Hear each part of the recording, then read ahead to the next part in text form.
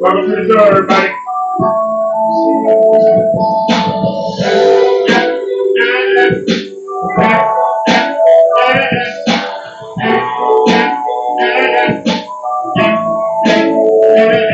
Come out.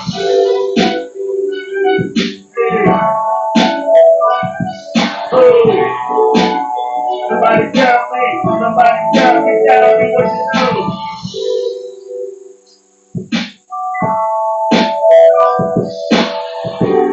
Come on.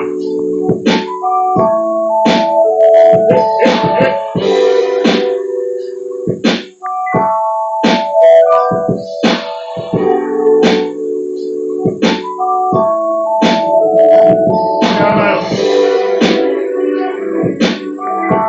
Welcome to the show, everybody.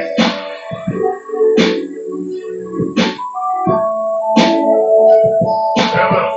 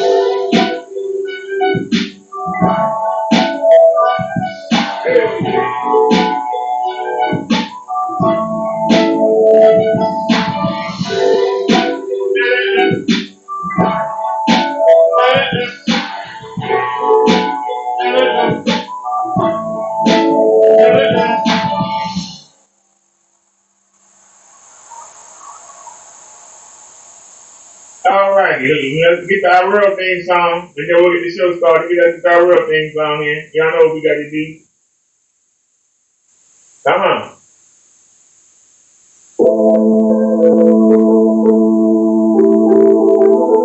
Come on. Get loud, y'all. Get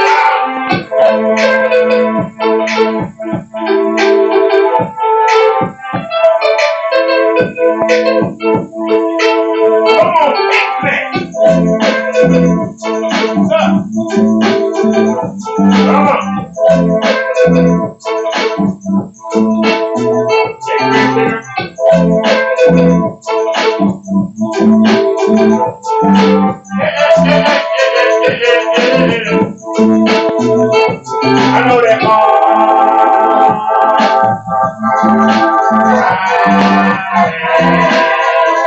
I'm breaking it down. That's what I did.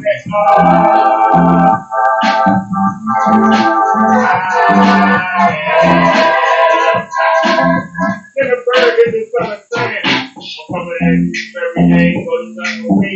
You're gonna get tangled. Reach you up and down the street. Let me know you need your figure wet. Let me put you on your back. Let me take a back. Lay it back, lay it back, lay it clear. I'm the best. people of the year, motherfuckers out there. Your name is clear. We're coming out. One day I know you ain't better than me. You're good. Everybody get some love, baby.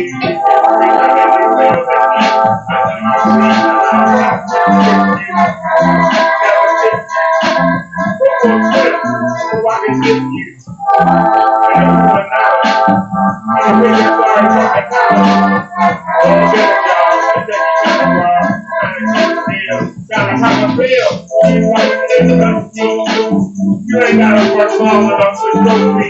Or go to me. You go to me. All of y'all ain't got no hope against me because you're not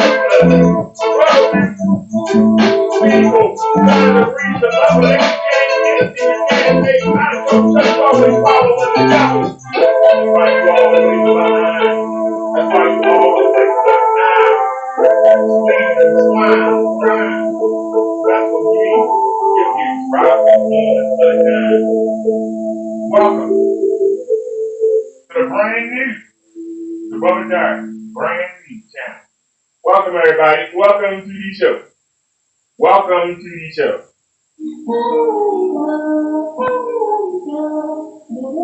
She said, everywhere you go, you will know. Our topic today is delusional black women. And I say delusional. What I mean by delusional is what I said, delusional. They think in their own head is what everybody else thinks. Somebody programmed them. They got some programming in them. Somebody programmed their skull to make them think that they're the hottest thing on earth. Within that 2 hours, what does a woman do? How does she contribute to society? She takes. She don't make nothing of value. Nothing. These women today can't even cook you a 4-course meal.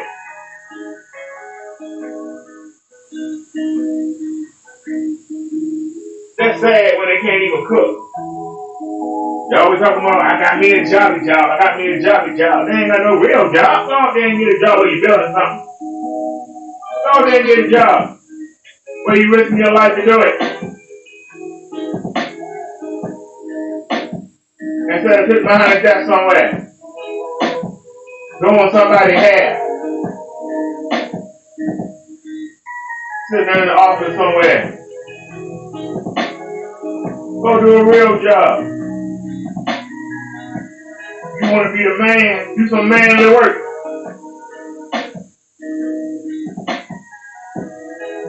Don't sit there and tell me, because you got a degree, you better than somebody. That degree is a piece of paper. That degree can't make you a wife. That degree can't get nobody that really want to touch you, that really want to hold you, that really want to care about you. Now, you can use that degree, take that piece of paper and make some paper money, and you can buy somebody good. But your ego won't let you buy somebody good. Your ego won't let you give a man no money. So what good is the job to you? It's nothing. But you don't do nothing but lay around on your fat behind and do nothing and sit around, eating and drinking. I'm going out. Where you going? I'm going out to drink. I'm going out to eat. That's it.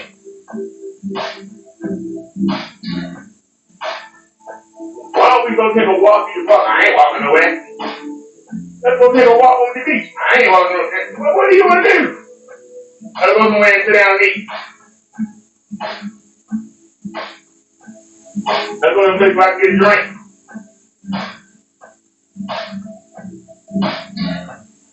Or we go to the mall, I can shop. They ain't got a problem shopping. They'll be able to feed all day shopping. But I ain't going to walk around the mall with you. Oh, hell no, I ain't doing no walking.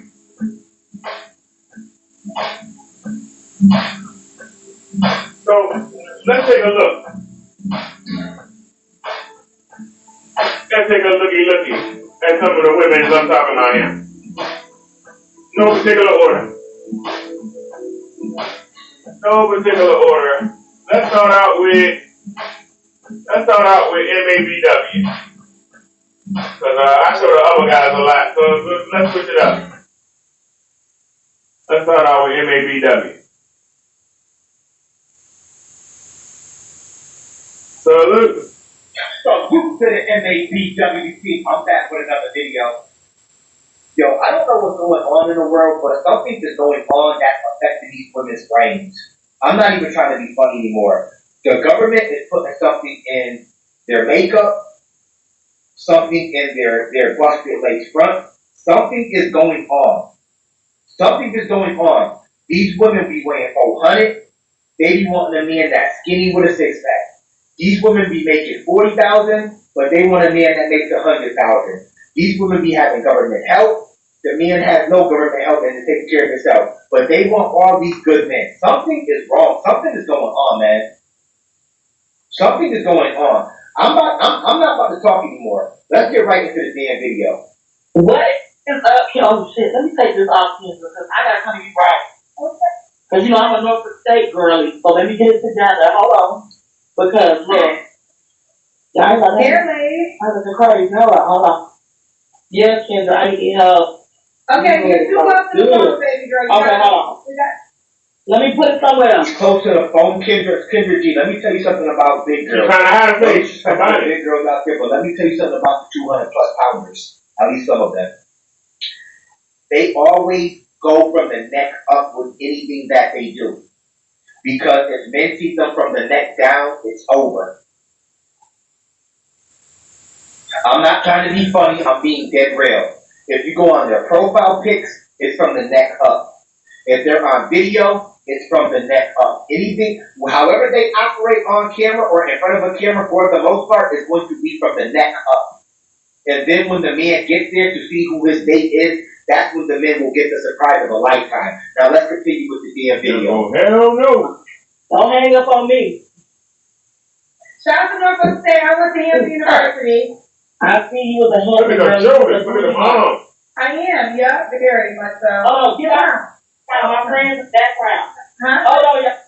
Is it y'all coming too? They need a plan too. Oh, Lord. Well, bring the camera down. You got your hip on here. What's the name, baby girl? My name is Tiffany. Wow. How much do she weigh? Bella, you take a guess. How much does she weigh? About 320 to 350. How much does she weigh? 400, I don't know. Just say it. You can say it in animal terms, or you can say it in just regular weight terms. Does she weigh elephant status? Is she elephant status, hippo status? Is she a 400 pounder? What else does she weigh? Let's continue with the damn video. Tiffany. How old are you, Tiffany, love? Come on, support me as a friend. Hold it right there. Thank you. Tiffany, Yeah. how old are you, Tiffany? I am 36 years old. 36. And now, are you at Norfolk State right now? No, I didn't make it to homecoming because I'm out of town right now. Homecoming. Okay, where do you live? I stay in Atlanta. Atlanta. What you do for a living? I'm a truck driver. Do you have any kids? No kids. Okay. It's okay. So we got Tiffany, Atlanta, truck driver, no kids, 36. What's your zodiac sign? Pisces. Pisces. Tiffany, Atlanta, truck driver is a job, it's a nice job. You ever been married? What kind of truck you driving? The most time they get the way the steering wheel. Okay. He was from Norfolk, that's why I didn't work. Okay. Shop. You're overweight, you're at least 400. That's what your boy, I'm a chocolate. If you at least 400, your boy MABW likes to round up. You have a head full of freaking weave. You're possibly always on the road because you're a truck driver. And salute to the truck drivers out there, but if you're a truck driver, possibly an on the road truck driver, OTR is what we call it, you're possibly not home a lot. What man is taking you on? Just from the weight alone, what man is taking you on? You need to go walking around the truck. And you're 37 with no kids. So if you need a man that doesn't have kids, what's the likelihood of you being able to give that man a healthy child? I'm not saying it can't happen, but this is what most men think about. I want to know what kind of trucks he driving. As somebody who spent most of his life driving, okay? I know you have to unload. How's her fat butt unloading something? She must be driving the coach bus. Y'all know what I'm talking about? Y'all know when y'all go to Atlantic City or y'all go to Las Vegas and they send that bus around, like the Trailways and the Greyhound, that's what a coach bus is. I think we had a driver that drove coach yesterday. On the show yesterday, if y'all watched it. Who the hell? How she unloading me? She ain't driving no semi. How she unloading me? How is she getting out to check the air brakes and all that stuff? I used to hate that mess. Anybody that ever had to drive a truck, anybody that ever had to get that DOT, anybody ever had to stop up by the weigh station and get weighed, you ever been pulled over by the state trooper because you missed a weigh station? Y'all know what I'm talking about? If you drove before, you understand the lingo. How this fat hog? I said hog maw and chilling. This woman, Jesus, I can tell you, why these women think because they got an okay face that they can be big as a house? I mean, God darn. Lord. Would you let this woman get on top of you? God darn. A lot harder to have children sometimes when you're that age and you're overweight. I'm keeping it real. Let's be real here. Women can never be real with themselves, at least some of them. You have to come on here being real with yourself. And you're laid up in a bed with another broad. Who is, I don't understand, people that come on Kendra G and they're never ready. It seems like that's all, they're never ready. I said, if you're not familiar, Norfolk is in Virginia. She's like she's referring to I went to Hampton. So Hampton and Norfolk were rivalries. But I don't really think rivalries. And you want to go back out and shout out to you. All right, let's do it. Tiffany, 36, Pisces, Atlanta, truck driver, no kids, divorced. What kind of Yes, I was on the show before, but we're not going to talk about that. You was on what show before? I was on a show with a network called Not Us TV. I was on a dating show with Scrappy and Chaos, Tiffany. Oh, I don't know. What happened? Did you meet somebody? No. Of course not. Scrappy and Chaotic. No, we didn't meet nobody. Okay. All right, I never heard that What show. you want, brownie points? Because you was on a show with Scrappy and Chaotic. Who are they're nobody. I never heard of them. They're nobody. They're just reality TV type of guy. Who cares? What were you expecting? Some brownie points? These guys are nobody. Okay. So here we go. Let's get into it. What kind of thing are you looking for? So, first of all, I want a man that has all his teeth, Kendra. Then I want I don't want a bunch of kids. No social media influencers. A lot of people come up here and say they want a man of God, but I want a man who really has a relationship with God. With some other good features. Somebody who has a personality, because I have a big personality. You know, somebody who's very funny, likes to travel, has financial literacy, actually has money in their savings, not just the checking and the savings that's closed, but somebody who knows how to save. This hog maw is asking for a lot of stuff. What are you giving the man? You're 400 pounds almost. You got about 50 pounds of weave on top of your goddamn head. You big enough to be the center on the Baltimore Ravens. With you in front of Lamar, he'll never get sacked. With your sacks in front of him. You drive some kind of truck. That means you sit on your behind all day. All day.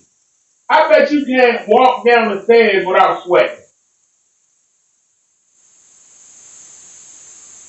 It probably pains you to get up and sit down. And you talking about what somebody ought to have. You better be glad that somebody ain't too ashamed to walk around with you on that arm.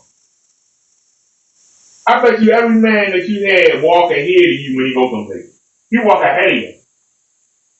He don't want nobody to see you walking in with him. They was like, damn, bro, that's the best you can do. Damn, bro. Come on, bro. Take you around his family. His brother told him to the side and say, man, thought you had more game than that. That's the best you could do. God darn. I hope we cooked enough. You know she's going to eat every damn thing up. God damn. So I'm just doing loans are up to date because I don't want to date nobody. Anybody got to go to like a lot of other bills. Like their debt income ratio has to be pretty good. And that's pretty much it. Just a little simple stuff. Just like simple stuff. Okay, well now, what's your deal breaker? My deal breakers is a man who is not family oriented. That's a big deal to me. Okay, that's it? Who don't have no money. And I mean, you don't have to be rich, but you have to be able to, I don't want to paycheck to paycheck. Okay. And then somebody who doesn't like cats and will be a deal breaker because Good luck.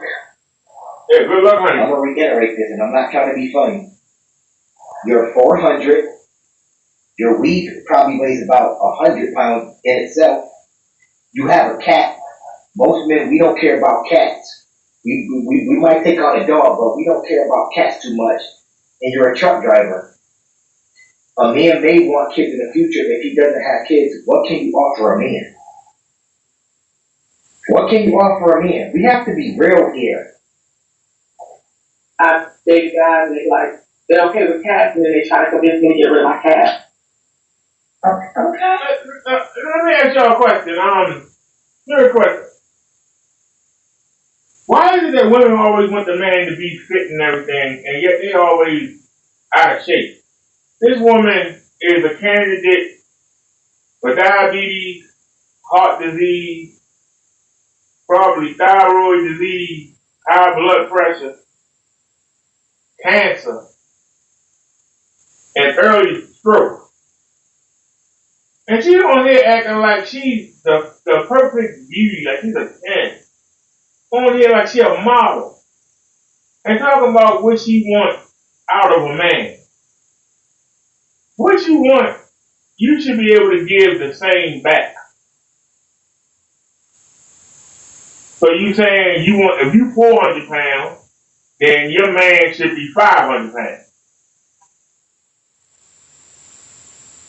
If you got all that weave on your head, then your man should be bald.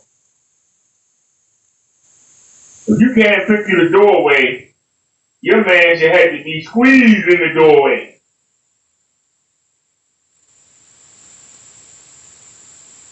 Because that's the only man that's going to say, hey, look at her, she's small. It's got to be somebody big. Yeah, I like to have that little thing over there. I can't see with the 6 figures saying that. Yeah, I like to give me some hog maws and chillin'. What the man saying that song? I got beans and bologna. He goes, I got diabetes and heart disease. Okay, so you gotta like cats. Should he look a certain way? I can try. Oh, your volume went out. Okay, can you hear me now? Yes. I said, Kendra cousins, don't beat me up, but I don't think two big people should be together. I like my man slimmer, like around a 34. Well, why don't you lose weight then? This is wild. It's wild. You want your man slimmer, but you don't want to take your own health serious. You should just listen, ladies, no disrespect to the big women out there, but in my eyes, you should want to lose weight just for health purposes, so you could be around longer. It's simple as that. You don't got to do it for a man. You don't have to do it for your family. You should do it because you want to do it so that you can be around longer. And that's the bottom line. For maybe 36, maybe even a 38, and we're going to keep it around the slim size. And all their teeth syndrome, and I prefer that one with their hairline. So do you attract a lot of You don't have any hair. Okay, this is the problem. See, women like you can't have the men. Take off that busted lace front that you got on your head, and let's see where your hairline starts at. Women, I keep telling these women, you're delusional. You can't come with these type of delusional. When you're not even really in that type of form. You want a skinny guy. Your head. You want a man that has a hairline. You may not have any hair up under that freaking wig. What are we talking about here? men with no teeth? No, but some people don't have all their teeth, and we too young for that. Hygiene is important to me. Keeping up with yourself is too, smelling good, but it's not all so common like you think it is. Y'all had your what I want. You want to do? I don't.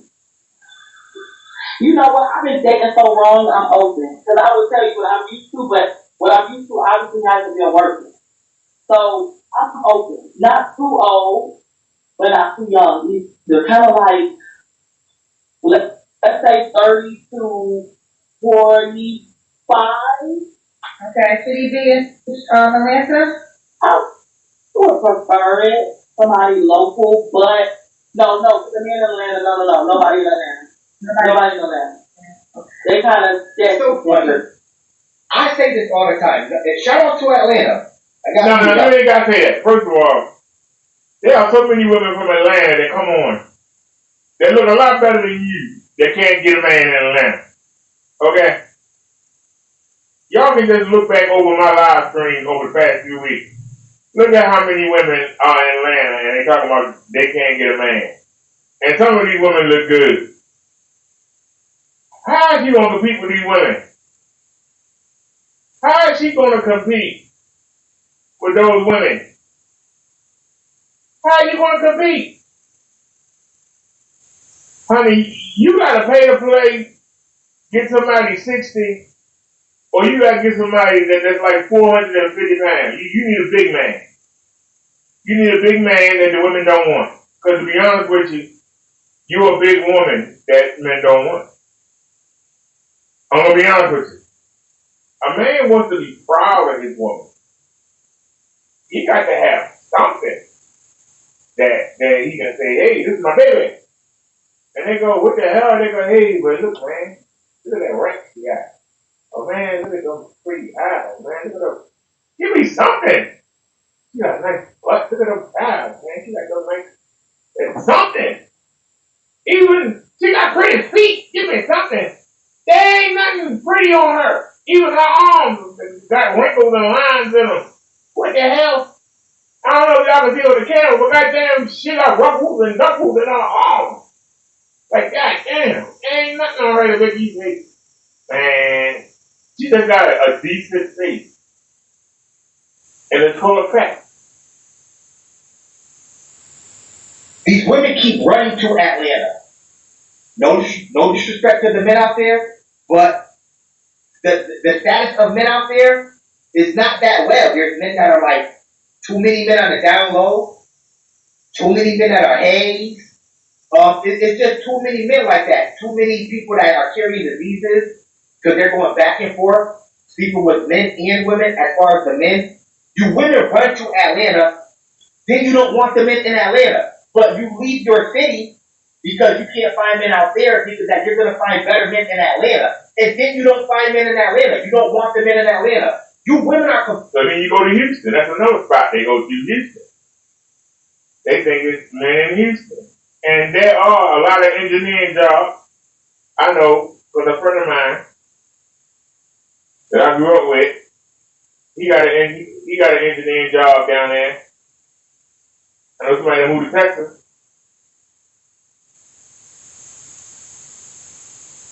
I know somebody that moved to Atlanta. They're supposed to have good jobs down there. So the women trying to find the men with the money. Because The problem is all the women going to the same two spots to get the same man. And guess what? It's you men, y'all down there. And that's it. And you gotta compete. And that's the one thing women don't want to do. They don't want to compete. Fused as hell. I know so many women like that have fled New York State, ran to Atlanta or Houston, talking about, I'm going to go out here and fight. There's more men out here. I'm going to find a better man. 10 years later, you're in the same predicament.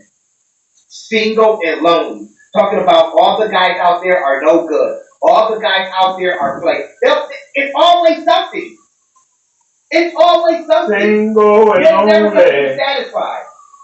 If you want a real relationship, my advice to you, in all honesty, stop running to Atlanta. Stop running to Houston, Texas. You keep on thinking you're going to run out there and find a good guy. It's too many women out there, bad women. Like, let's be real here. You in Atlanta, come on, you're at the bottom of the totem pole in Atlanta, as far as it goes when it comes to women. We have to be real about that. There's no men in Atlanta that are choosing you, especially to wipe you up and give you children. Out of all of the women that they have in Atlanta, even though there's a lot of fake body chicks in Atlanta, there's a lot of natural, whole-bred women in Atlanta too that are much more better and healthier. Let me be clear, better and healthier than you. Why would a man make you his choice in Atlanta?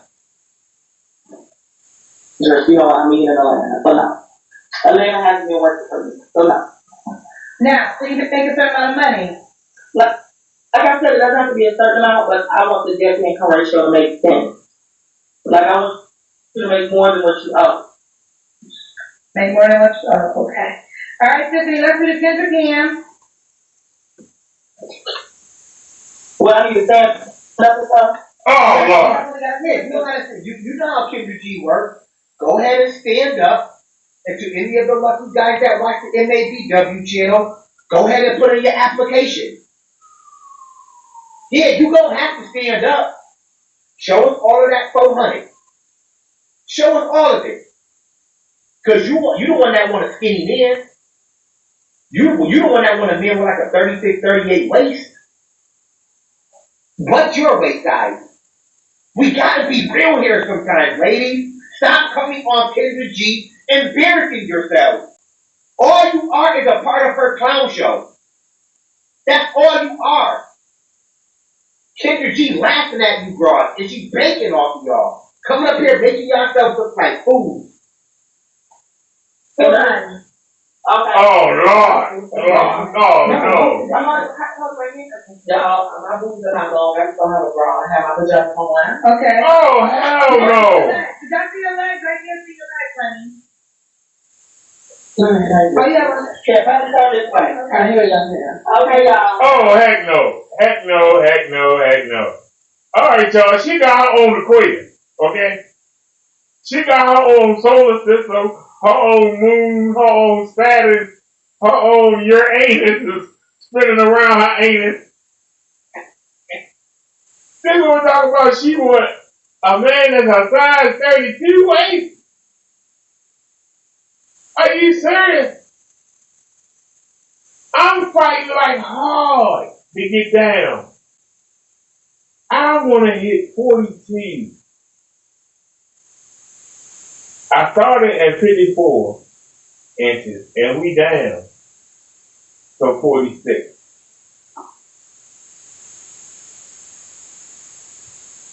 This spring, I'm hoping to be able to get to a 44. And by the end of the summer, I hope to be in a 42. This woman said she wants a 32. A 32-inch waist means you got no ass. Why would somebody that ain't got no fat on them want somebody with like 200 pounds of fat on them? One of her legs weigh more than the whole body of the man she wants. Her behind is more weight than the man she asked her for. Just her behind. Jesus. And she sitting there talking about she was this great man. And she got there, she sat there and got them shorts on, and you can't see them. The thighs have swallowed up the shorts.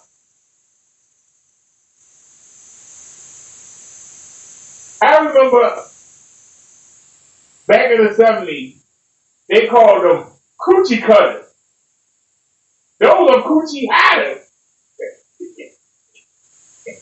Because her thighs, they hit the whole front of the shorts. They go. You don't even see it. The inseam. What is her inseam? This is ridiculous. And this is a delusion at its best. Jesus. And she keeps talking about money. What do you guys think, man?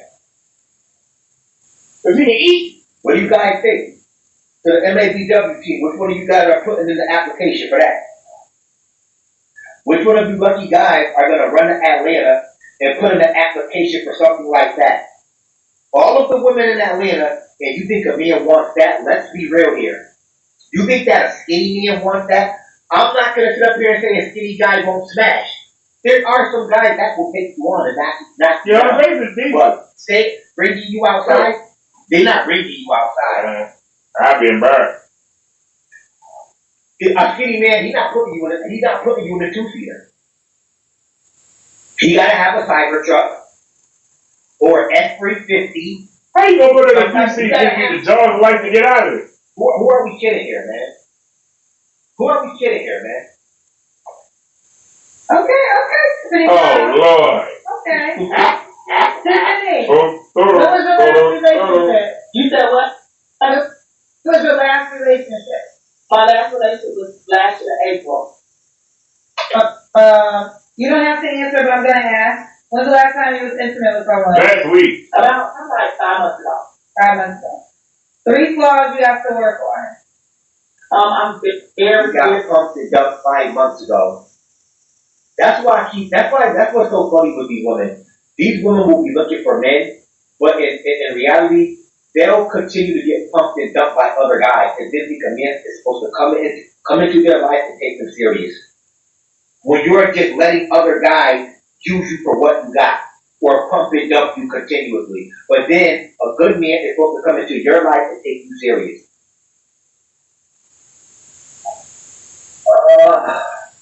Yo, this shit is getting tiring, man. I ain't even gonna. Your boy MABW, I be putting in work, but this shit is getting tiring.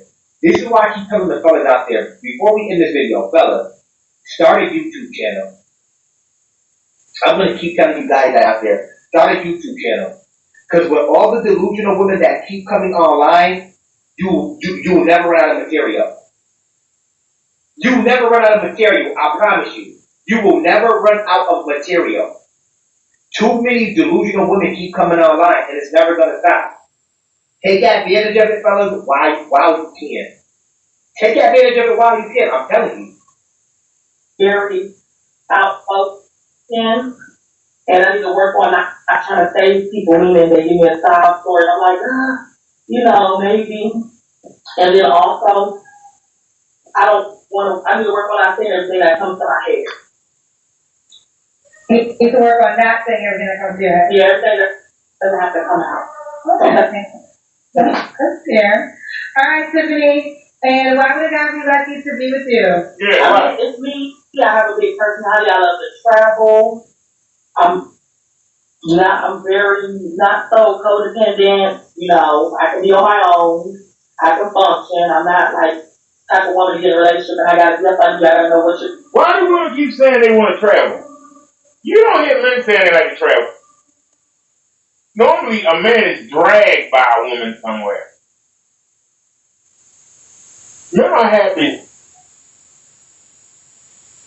to go to work,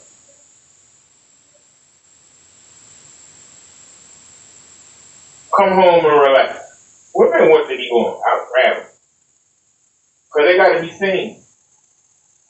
They got to have something to brag about to their girlfriend.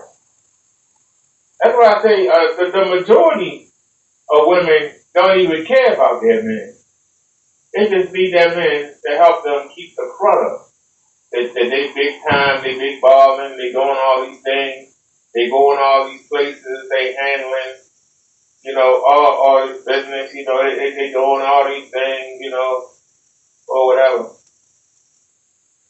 It's just crazy. So doing every time that's like, oh my God, FaceTime, you're not insecure. I'm very confident and comfortable with myself, and yeah. So, Tiffany, what was I gonna say? Oh, because the guy have kids. He can have some kids, so we can make that S like a lowercase s. Maybe two. I can't say maybe two, just not a bunch. Now, do you want to get married again? I do. Okay. Let's do it. So we got Tiffany, 36, Pisces, Atlanta, truck driver, no kids, was once married. She'll take 30 to 45, doesn't have a major, wants the man to be skinny, she said. And no minimum money. 5'11". I'm 5'11". So how tall you want to be? I mean, at least he's taller than me, 5'11" and up, at least 6 foot. Okay. 6 foot is skinny. 6 foot is skinny. Say what? I said 6 foot and up. 6 foot, minimum 6 foot. Yeah, so skinny. Correct. And she at a candy store. No minimum. She in there ordering a pizza. Yeah. Yeah, I want to get a pizza. I want to get rising dough. I want cheese on the inside. I want pepperoni on 1/4. I want ham on. She act like she at the damn deli ordering a sandwich. Yeah. Put some tomatoes on there, put some pickles on there, give me some oregano, Minimum money requirement, but have a good debt to income for yourself and financial literacy. There you have it. All right, Tiffany, are you on the Kendra G Singles dating app? I just did a video right there. Good luck with your endeavors, okay? Good luck. I don't know how good it's gonna go for you, but I wish you the best of luck. And in all honesty, I just wish women would stop coming out Kendra G, making a fool of themselves. If any of you lucky guys out there want to put in your applications, you skinny men out there that weigh about probably 200 or 150 to 200 pounds, you cut up, got yourself together, you want to take her on, do you. Anyway, that's my video for today. If you like the video, of course, comment, like, and subscribe. Wait a minute. This video you said, hold on, y'all. That was a recording. It's Ashley. So look to the MAPWT. I'm back with another video. Yo, all these women that do these dating shows, they're pretty much all the same. They bring on some of these peon type women. And salute to the real women out there that don't have to do anything like this. But they bring on these peon women who really can't understand why men aren't dating them. They have crazy high standards, even though they have no room for demands. The hosts of these shows, they always have on these lace front wigs, a bunch of makeup. It's just the same old copy and paste. Same old copy and paste. I'm not going to talk too more. Let's get right into the damn video. Hi, how are you? I'm good. Welcome in. Do you have a question tonight? I have a question. So a little bit of backstory. I am hang on 1 second. Oh, yeah. Do you consent to be on a platform and potentially all platforms? Yes, I consent. Okay.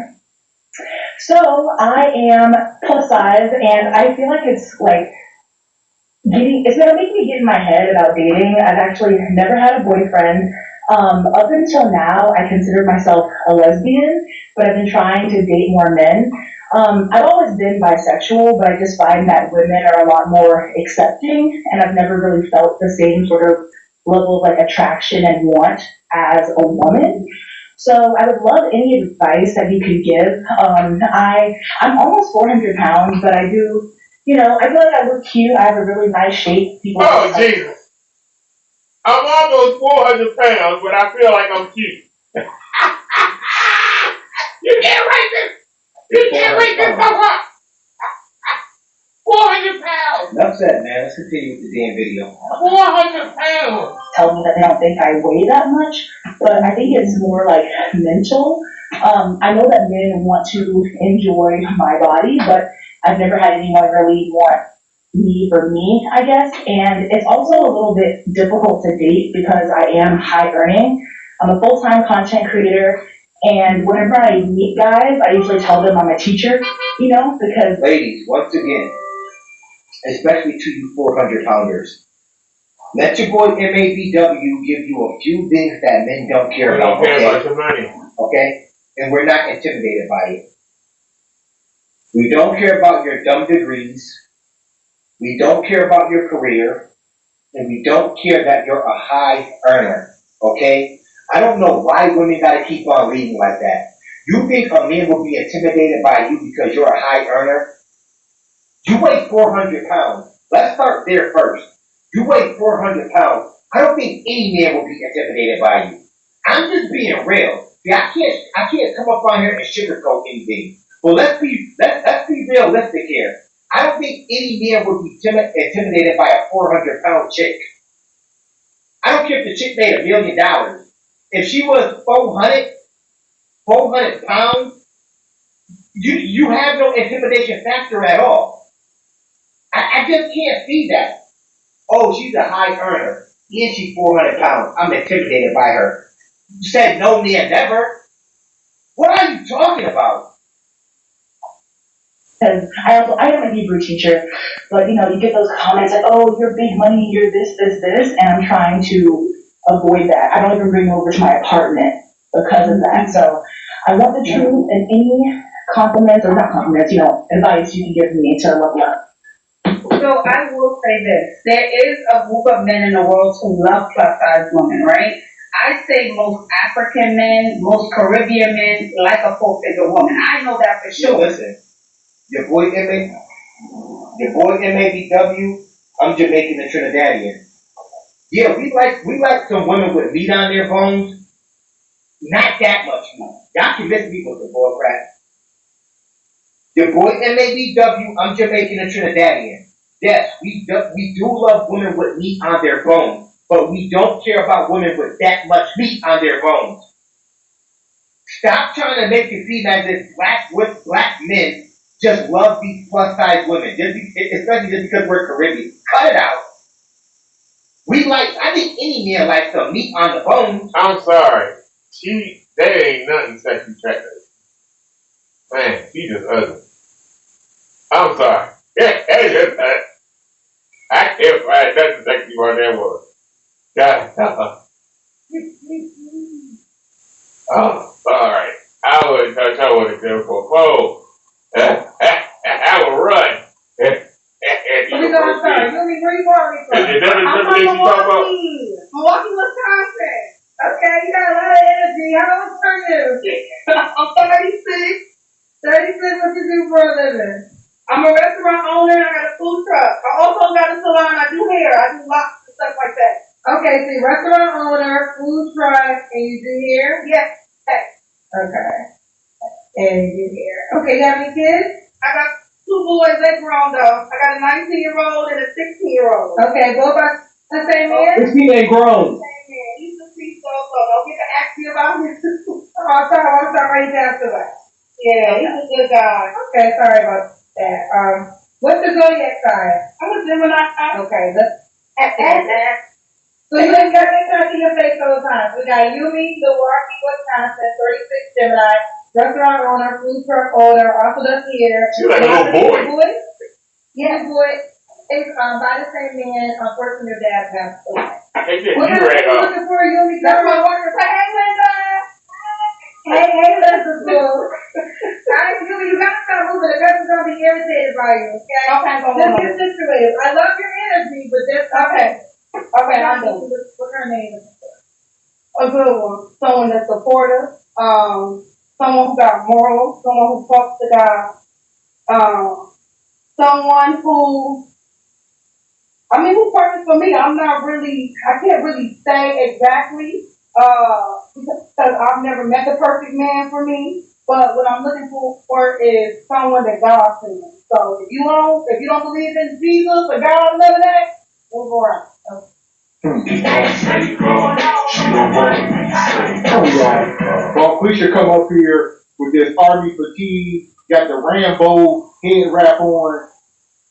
You come on hard and masculine. She said she got 2 kids and they both grown. And I got triggered mid still there.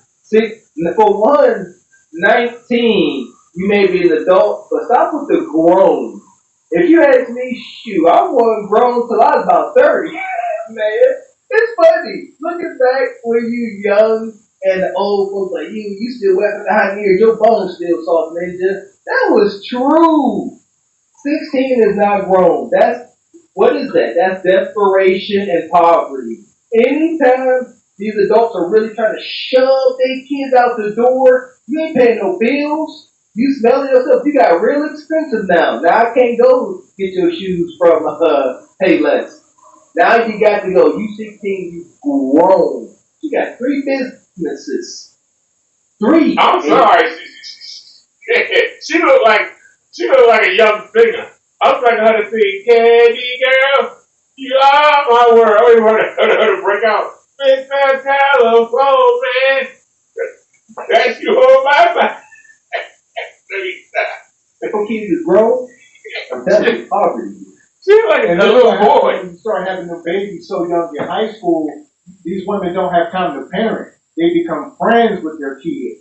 So she's 36, one of her kids is like 20, she had him at 16, the other one is 16, she grew up with these kids. They like her friends. I didn't think about that. There you go. Good observation. She was grown when she was 16. At least she was acting like it, hunting like it. So now her son's 16. He's grown. She got dang old trauma continues. Yeah, you got something. You got a point there, Mr. Walker. I don't believe in throwing children out. I don't believe in throwing kids out when they turn 18. I encourage them to go to work, go to college, or get a job, however they need to do it, and then settle on what they want to do, and then support them until they're ready to get on their feet and get out the door. So I never kicked out any of my kids until they were ready to go. When you said you were ready to go, I'm all there to support you and get you out of the house. You can't stay with me up until you're 30, but you can stay with me to a good significant portion until maybe 22, 23, and then we can figure out what else is going on. So those are not grown kids when they hit 16 and 19. Not at all. They barely wash their ass. But the whole point is, she is out here looking for a man. She's old enough to find one. Did she look for one in the meantime? These 2 boys, we don't know. But she got too many jobs out there. Tells me she's not successful at any one of them because she got too many of them. I wouldn't have more than 1 or 2 jobs if I owned a restaurant. Could you work a restaurant and have 3, 4 other jobs on the side? Is that possible? I don't know. But apparently she do, so something ain't right. What are your deal breakers? A liar. I hate a liar. I'm very honest. I'm probably too honest. I hate a liar. Somebody who don't take care of their kids. Don't take care of their kids is a big one for me.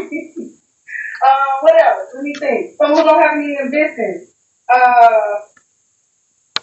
I don't know, man. Somebody who don't make no money. That's a deal breaker for me. I mean, broken men, not really financially broken, but just more than broken all the way around spiritual, emotional.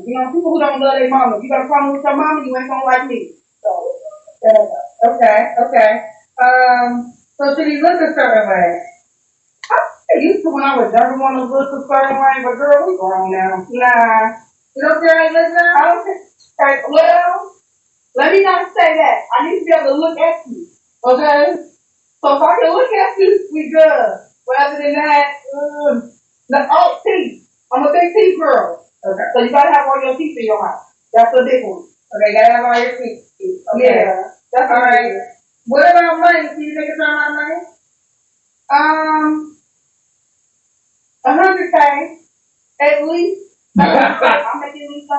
price, so it gotta be at least 100K. For the gold. Oh, Hell to the no. To the no. Hell to the no. we ain't even about to play with it. She gonna say 100K. Boss Felicia, I don't care how you about to try to rationalize. She make him find a gay man. No. That little boy that's the Well, maybe she make that. Do she make that? No matter. That's what I just said. No matter how you try to rationalize or dress this up, it don't matter. You see, y'all don't be listening to HQ. See, I gave a disclaimer. Ladies, forget her. She food bar. She said 100K so casually. Men, that ain't gonna do it. Ladies, very simple. You do not qualify for a 100K man simply because you make $100,000. You don't qualify for a 100K man if you make $500,000. Men She ain't got no kids at home. She ain't got no babies at home. She said her kids grown. Exactly. So why she up? Hold on, Mr. Walker. How just don't be out the house? They are in the house. We about to. And there you go. And here's my thing though, Mr. X. If she said they grown, my assumption is she done kicked them on out. So I would say he definitely don't need 100K now because them kids ain't nowhere around. But even if they are there, now she definitely don't qualify. What you got, Raquel? I couldn't find the unmute button. I appreciate that she owns a restaurant and has her hair covered. That's about it. I think that's the only thing that matches for the environment that she's in. And I like that she has the OSHA posters posted up. She won't get any points off of her score for that. But 100K doesn't make sense to me. A food truck in a restaurant makes a lot of sense to me. But even when I made a lot of money in the restaurant, like if it was $300,000, I still didn't take a salary. I still had to go on peach care for a little while. Then that I started doing a little better. I could take a little bit of a salary, and then I had to get on Obamacare for a little while. It is a struggle being in a restaurant 20 hours a day, HQ. So there would be no way for me to be able to do anything else. So I don't, the food truck possibly because whatever we're prepping in the restaurant could then be stored onto the food truck. And then if I had workers that could run the food truck, they could be outside with me. But that's even a liability. That's more insurance on your restaurant. Like it's all going to drive up the cost of your restaurant. So asking for 100K, I think the best she should ask for is someone that's like willing to help her with her current businesses. Like maybe she could get some guy that has a CDL license and he could drive the food truck and make sure the grease trap is changed and No, make sure he got arms and legs. Yeah. Orders. He can shake fries, put burgers, little things. I think, and then also for the young ladies, like you all keep talking about when she says, what kind of man are you looking for? You shouldn't be describing the things you don't want, like a liar and all of that. Say you want confidence. Say you want someone that is passionate about his future. That's a clever way of saying someone going places. But you don't want to keep listing, oh, he can't be a liar. He can't not take care of his kids. It's like, if you're describing the man that you want, wouldn't you say, I want a man that is a great father to his children. I like a man that takes his career seriously. A man that would, a man of good character. Things like that. Why does it have to be like the doom and gloom all the time when it's what you want? But that's what they're attracting. The doom and gloom. That's why you want into they're talking about what they don't want is the men they attract. Those things are supposed to that's why they on the show. Your wants and needs and dreams and aspirations. Like that's listen to a Beyonce album. What are your aspirations, young lady? And you speak to those things in the man that you want. You have the ability to paint the picture any way you want it, and you're throwing shit at it. You're just more shit after more shit after more. He can't have kids and not take care of them. He can't be a deadbeat. He can't be broke. He gotta have all his teeth. You're describing the monsters that you keep meeting. And then wondering why you're getting the same result. It's just so crazy to me. Watch The Secret. I don't know, but you need to give your brain a bath. Hey, And Rose. just when someone asks you what you want, you don't describe the things you don't want. That's counterproductive.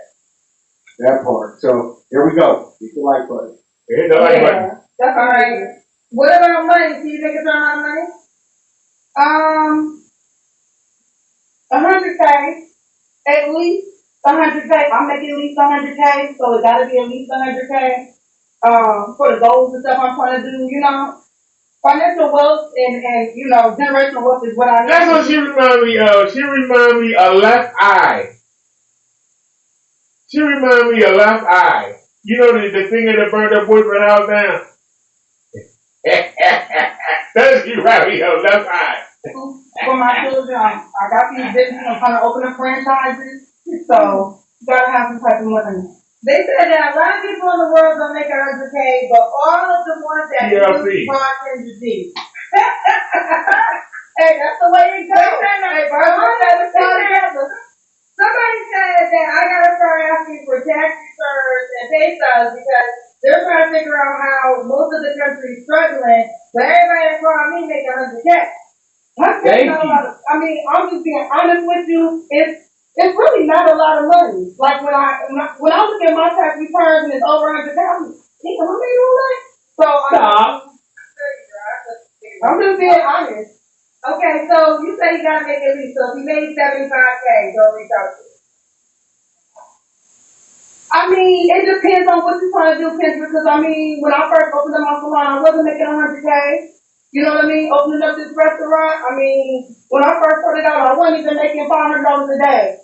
So with that being said, not saying you have to. If this is not, we're having a dialogue. So before the black women say I'm trying to get black women, so this is not what this is. It's a dialogue. So with that being said, would you date a man that made less was working on something, or you wanted to Would I date a man who was working on something? Yes. Okay. So back to so you're saying 75K, but it depends. It depends. It depends on if you're working on something. It depends on what you're doing. Just in your life. It just depends. Now, another thing to ask you about. How many you make 100K, right? Yes. So if you make 100K, you meet a guy that makes 65K. That's an extra 65K to your 100K, or you don't look at it like that. It just depends on what they're doing. Because if you got kids, if you make 100K, you got a little bitty baby, that's different. You know what I mean? In your lifestyle, if you're single, you make 100K. You know what I mean? It's different dynamics to that. So I can't really say yay and nay. It depends on what you got going on in your life. If you got 100K, why do you care what the man makes? That's what I don't understand. You claim you make over 100K. You supposedly got a salon, you got a restaurant, you got a food truck, you do hair. You doing all these things. What's the man supposed to do while you doing all that stuff? When do you have time to spend with anybody? So why would a man that make 100,000 at the heaven's pick of any woman want a woman that's busy all the damn time? Women don't think. Their brains don't work. What makes you think a man that makes all that money want a woman he can't never get a hold of? Hey, baby, let's go. No, I'm working. Hey, baby, I'm working. I just got a promotion. Come on. No, I'm working. You know I got to work at the restaurant. You know I got to be at the salon. You know I'm busy doing somebody's hair. I can't. No, a man making that kind of money, what you want his time. Here's something women don't realize. Unless you paying. Because these men are willing to pay. This is where the disconnect comes in. Unless you willing to pay, ain't nobody going to be on your time. You want a man to sit around and wait for you to get some free time to spend with him. You think a man gonna want a woman that got two big boys that can beat him up, want to sit around with the boys waiting for you to get a free minute so y'all can go out. Does anybody want to ask? Anybody just want to come in and answer the question? Why would a man that's making 6 figures, why would he want a 36-year-old woman with 2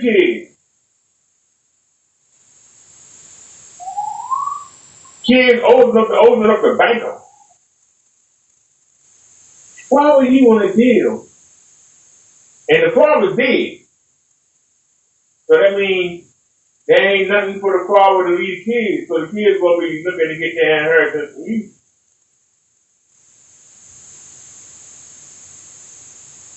She says she making all this money, but working all these jobs. Ain't got no time for no man.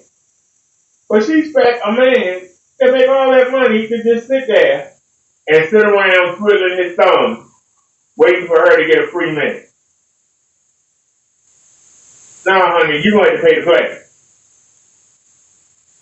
You want somebody to sit around and be on your time, you got to pay. Men don't have no problem doing it. Why does it hurt a woman's ego to pay? You got to pay to play, honey. You got to pay somebody. Did they'll come in there and help you with your restaurant? They'll help you with your food truck. They'll be sitting right there in the room while you're doing somebody's hair. As long as you fun and everything. That's what us men do. If we want you around, we expect to pay. Because you want our time. We don't mind paying. Why is it that women mind paying? You got the money and don't want to spend it. And the only thing worse than being broke is having money and you can't spend it. What good is having the money if you can't spend it?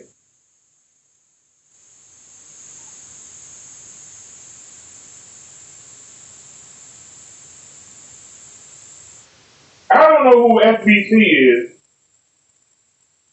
but why you keep advertising them in my chat?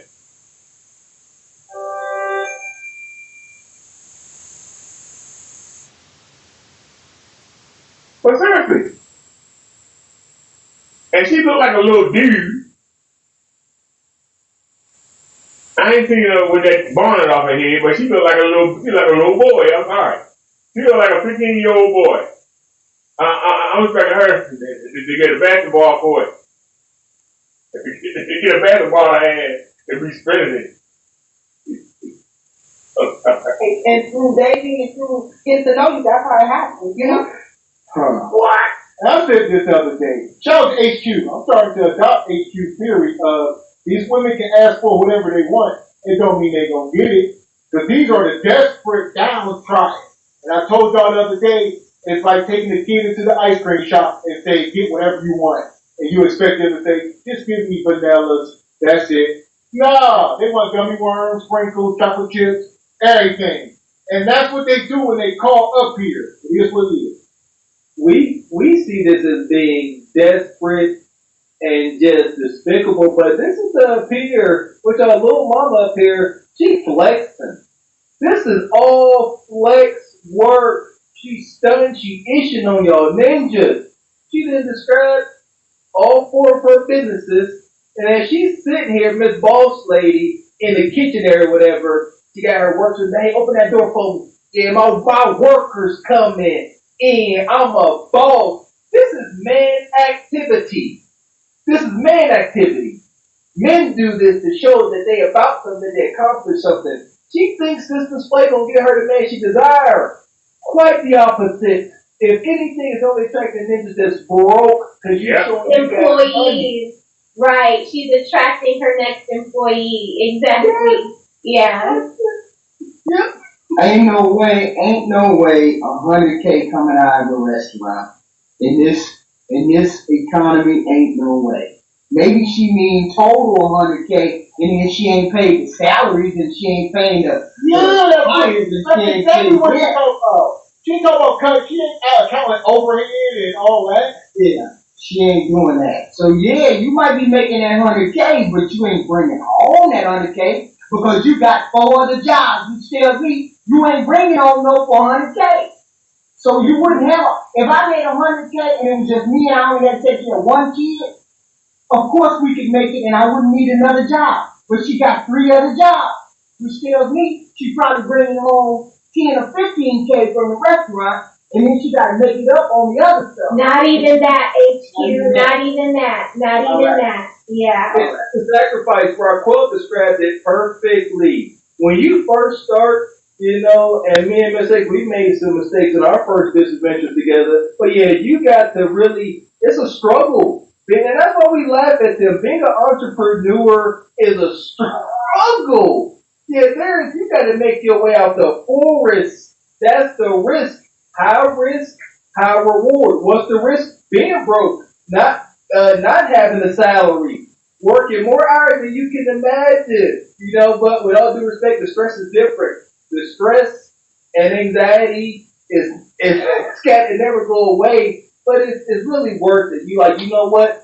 I'm on my own back. I ain't got some stranger telling me what to do. I'm doing my own thing. It's a beautiful struggle, but it's too much cap. They talk about passing through their hands. So maybe $250,000 passed through her hands. But as far as overhead and business expenses, insurances, workers' comp, it ain't what they make it seem. And then it's sick. You find out once somebody said they got workers' comp and they don't, and then you go, I forgot how you go to file your taxes. If you hired that person, they don't have workers' comp, you now responsible for paying their year's worth of workers' comp insurance. Ooh, y'all ain't ready for them days, boy. Always get an accountant. But what I do like about this young lady's example of entrepreneurship is that she's in her business and she's working. Like they're in there working. She looks disheveled because that's what you look like when you're in the back of the house at a restaurant. And she has employees, which I've never seen any other young woman come on the Kendra G show and show her employees. So at least in her, description of what she does for a living, you can believe her because you can see it. Now I don't think she's not bringing home $100,000. I'll use the word employees loosely. I see a bunch of crackheads and whatnot. Well, yeah, right. Right. Is she paying all of them? Probably not. But she is representing what it does seem like she's representing owning a restaurant. The two things are true. She may not be bad for the group. She may be a decent melanated sister, but this is a dating show. She applied for 666, so she's completely out of pocket. No, she's way out of pocket. Yeah, she's too far. I'm going to keep going with the light button. That's different. You know what I mean? In your lifestyle, if you're single, you make 100K. You know what I mean? It's different dynamics to that. So I can't really say yay and nay. It depends on what you got going on in your life. And through dating and through getting to know you, that's how it happens. Okay, well, let's go. You have to go like, hey, your mama, so I'm keeping it real. You feel me? Girl. Okay, look at that now, y'all. Don't do it. I'm talking about you. So let that work. You put it down, boom. Okay. Okay. She's quick. I can tell. We want to do that relationship. Real one? Probably like 3 years ago. 3 years ago. Okay. You don't have to answer, but I'm gonna ask. When's the last time you was thinking 3 weeks ago. Girl, this is probably a year ago. I'm on this journey. So are you on a celibacy journey? Yeah. You are? Okay. All right. Why don't you stop capping? You working. You working all those jobs. You working. Ain't nothing more embarrassing. I'm going to say it, and any women listening, please. This applies to you. Please take heed to my knowledge. Stop bragging about how much money you make. Because it seems like 85% of the women that come on this show looking for a man make $80,000 a year. And yet they only begging for a man. And that money. Obviously, the money don't mean nothing. The money to a man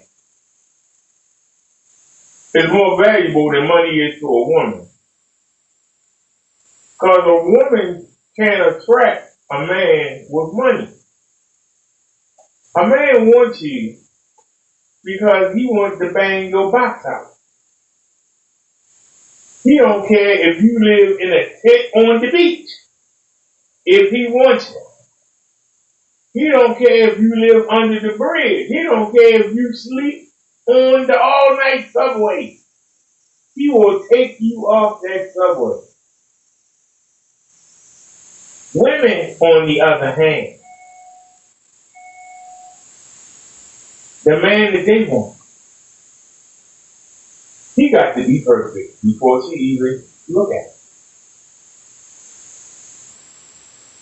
She won't invest that. A man will fix the woman he wants up. If he see you and he wants it, he will fix you up.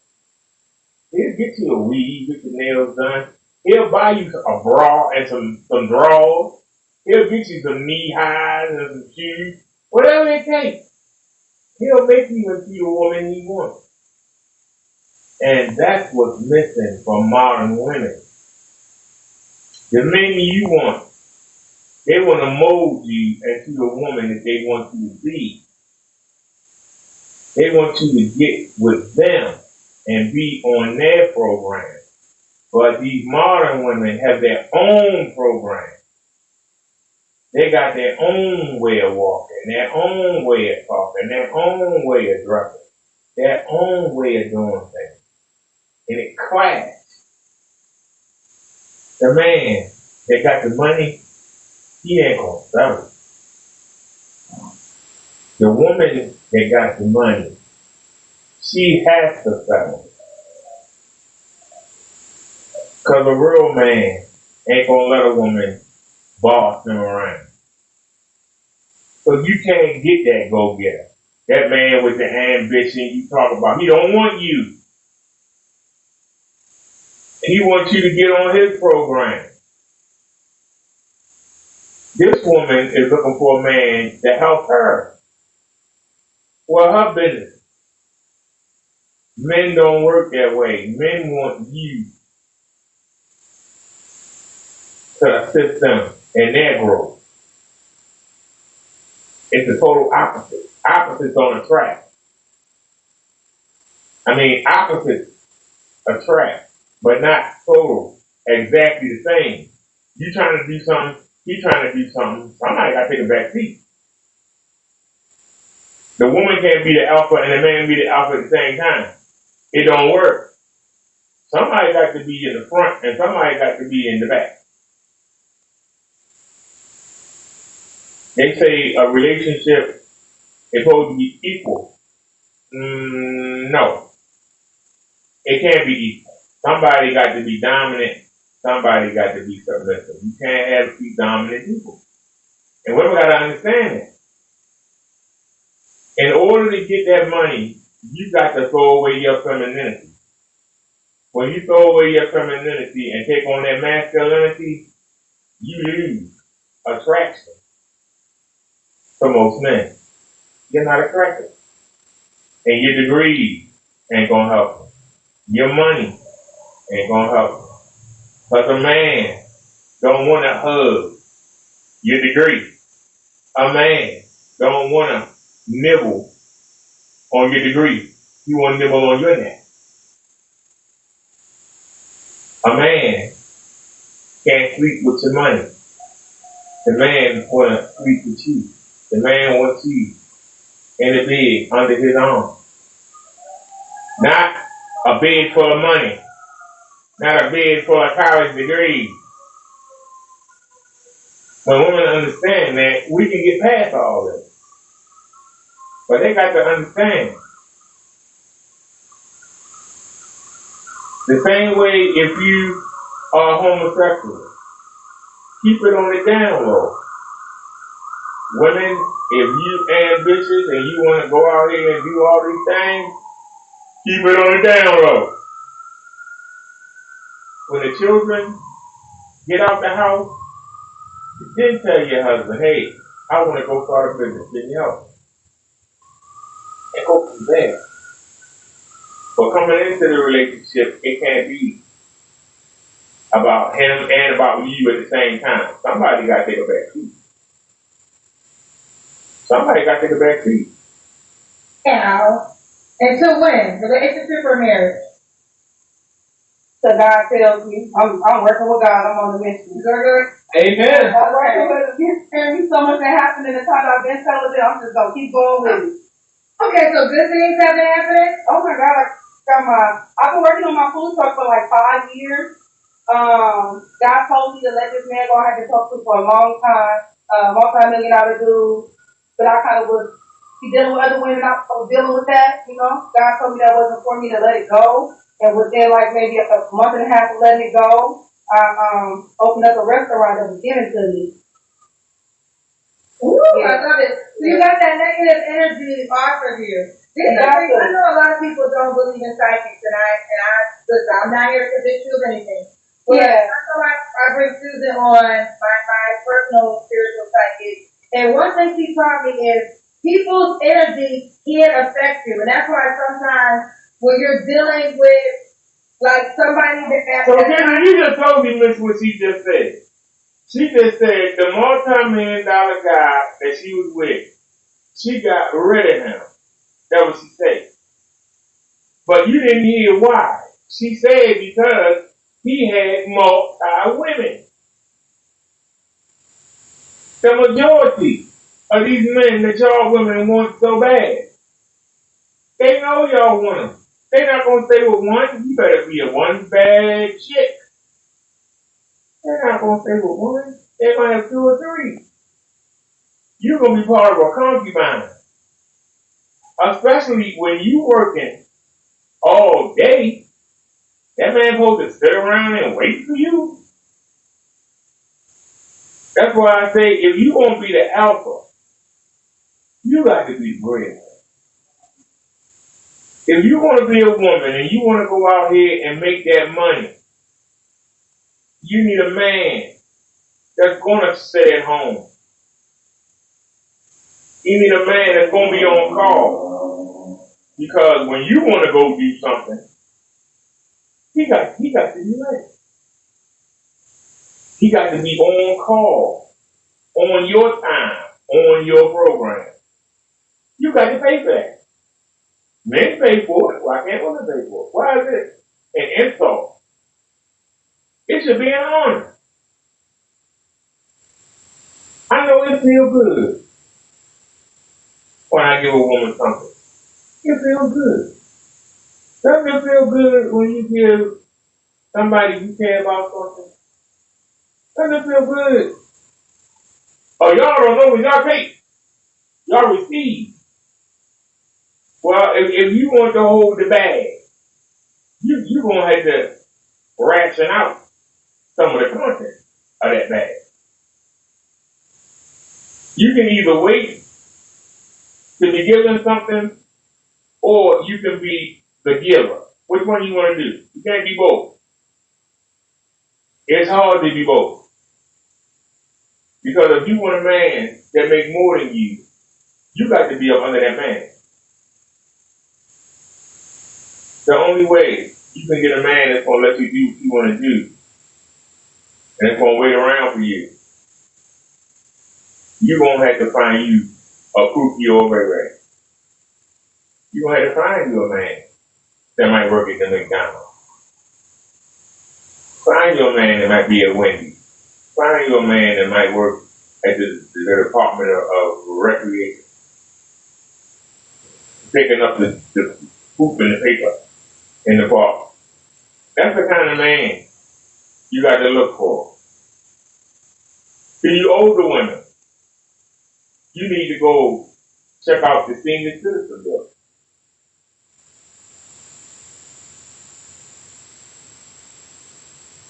And you might have to go find somebody that's going to fix income. They got time. So when you say, hey, I'm ready to go, you be like, wait, let me check. Let's go. What you want today?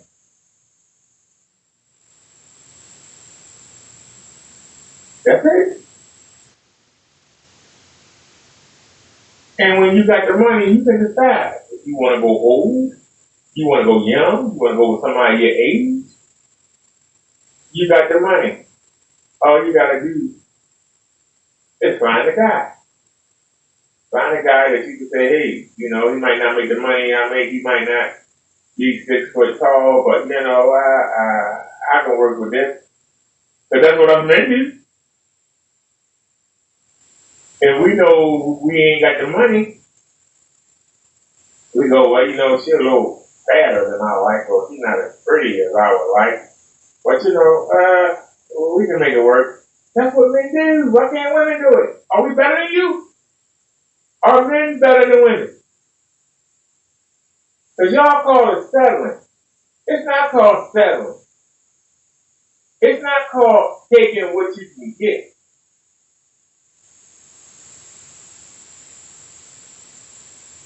It's called trying to be happy. Because if you do have a belief in God, and you got Jesus Christ in you, and you can find a person that you can get along with, that's pretty good in the bedroom, that's attentive to you, what more could you ask for? But see, y'all watching A&E, y'all watching Lifetime, y'all watching the Oprah Network, y'all watching Tyler Perry, you watching the Women of Atlanta, Basketball Wives, Love and Hip Hop, all these reality shows, and y'all thinking of this life when all they do is sit around and drink and eat and be at restaurants. They ain't no damn life and go shopping. Y'all think that's life. But what happens to those women? They wind up holding on and doing the same thing. Where you going? I'm going to Barbados. I'm going to Hawaii. I'm going to Dubai. Who going with you? My mother, my sister. I'm taking my daughter. Well, where your man at? You don't ain't got no man, girl. You got no man. You ain't.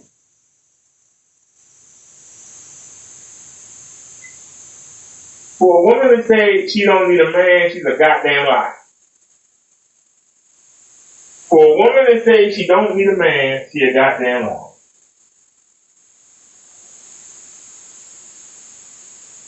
All you gotta do is go to Genesis and the Bible.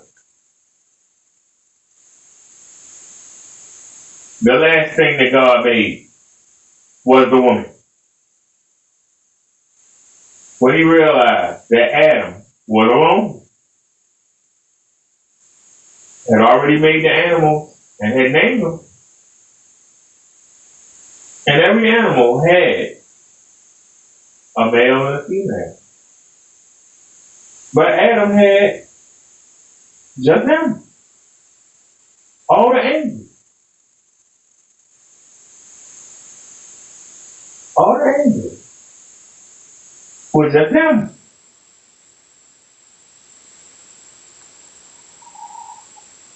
Jesus gonna have a wife.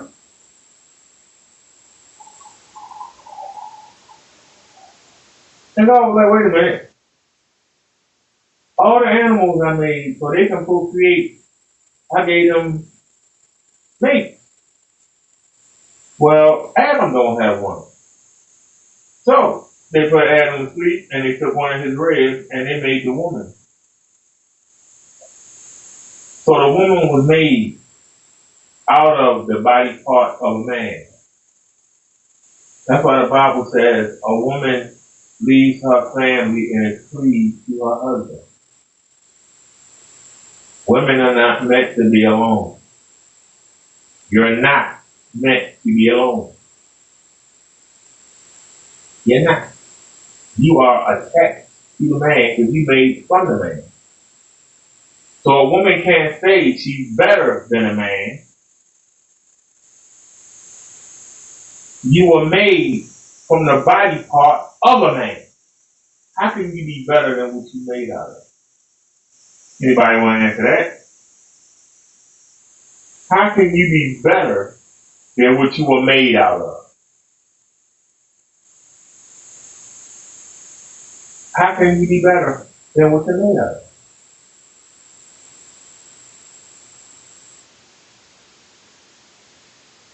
The woman carries the child.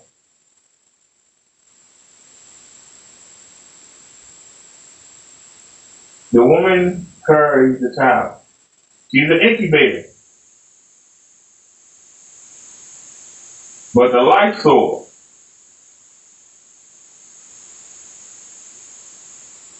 comes from the man.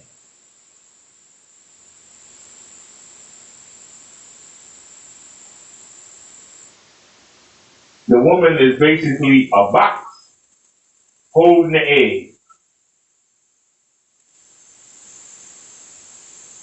Without that man's seed to ignite it, those eggs dry up and die. So women, you are not meant to be alone. God didn't intend for you to be alone. Society and your ego is the reason why so many of you are alone.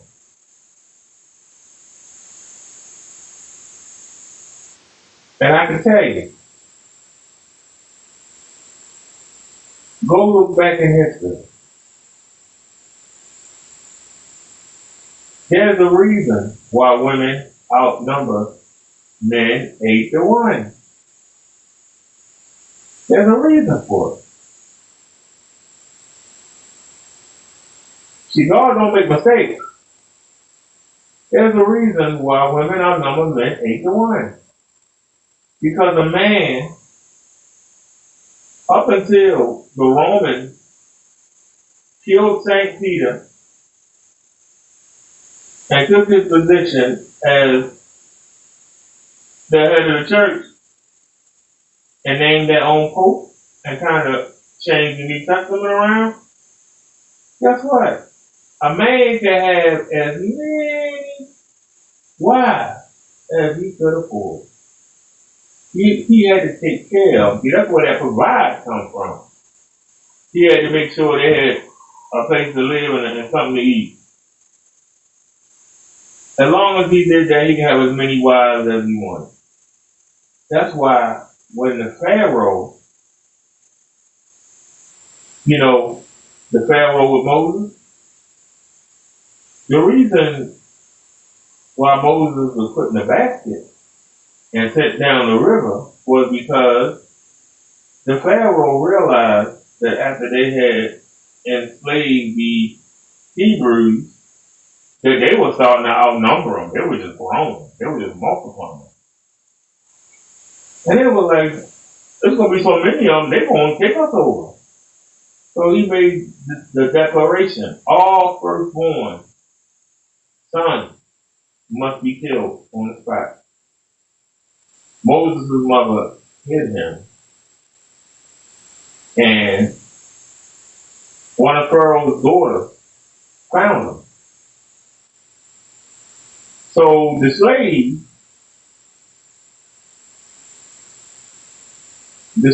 Hebrew boy that supposed to be killed wound up being second in line to the throne. That's almost like the black slave baby being second in line to own the plantation. So when people say, well, the Egyptians was white. That's a damn lie. Because there's no way in the world that the slave owner would let his daughter bring a black baby in that house and he be second in line to his own son to own the plantation. That wouldn't happen. He'd killed that dude. But the Pharaoh allowed Moses to be groomed.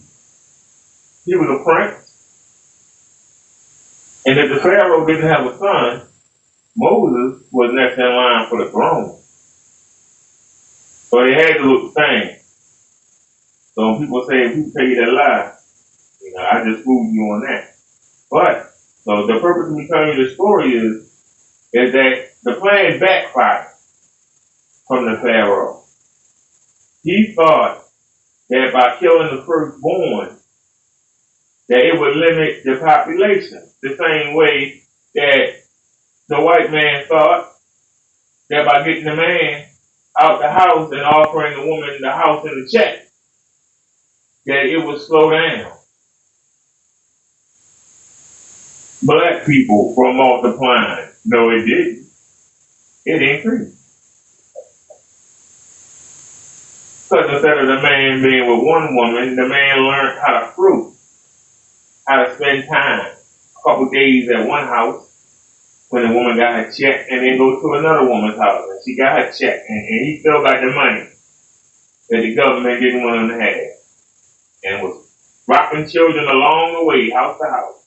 Well, that's what happened to Pharaoh. Because guess what? Women already outnumber men 8-1. Now you killing the firstborn off. That make a shortage of men. So now it's 20-1. It's a 20-1. There was discounts. There was discounts, ladies and gentlemen. There was discounts. Women, they were desperate to be married. And they didn't mind. 5, 6, 7, 8, 9 wives to one man. They were gracious to be married. They were grateful. They were grateful to be married. Let's fast forward to 2025. Women back then were grateful to be married. They were grateful to be married. It was an embarrassment to be a woman and not be married. It was an embarrassment to be a woman and not give her husband a son.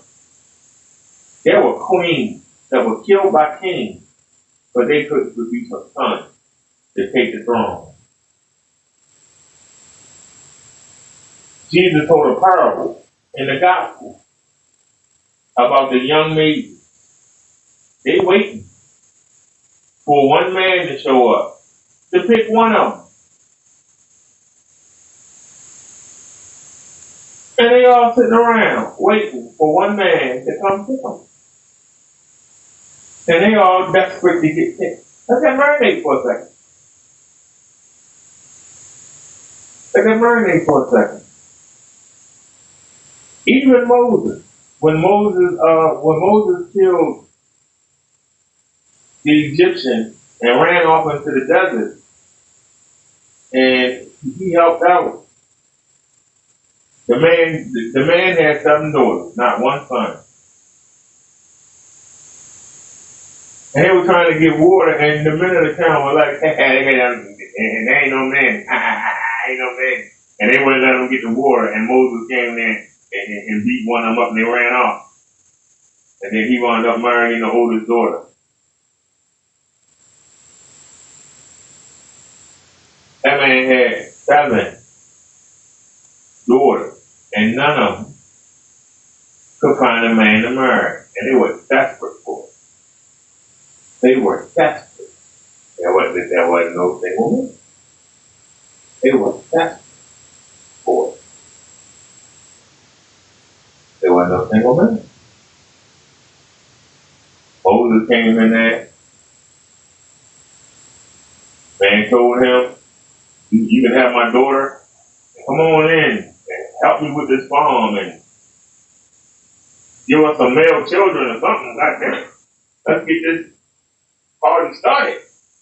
So, for you women that say you don't need a man,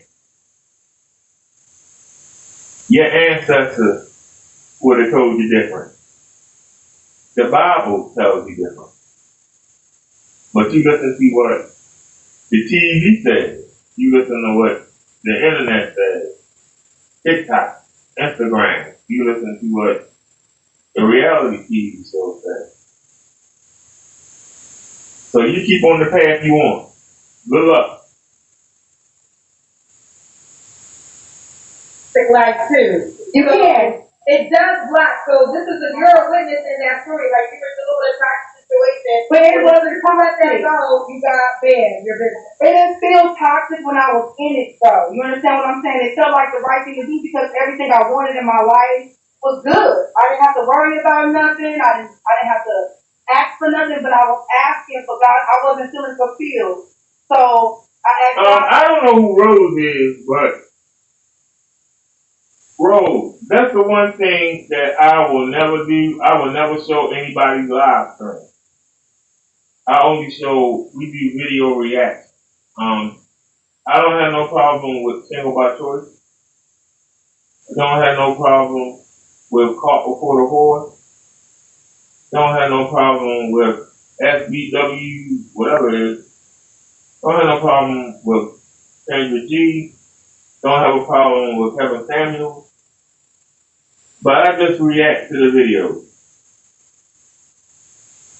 Now, Kendra G and Kevin Samuels, if he was still alive, could come jump on me for showing their videos. And I wouldn't have no choice but to accept it. But Single by Choices and MABW or whatever is showing somebody else's shit, alright? And I'm doing the exact same thing they doing.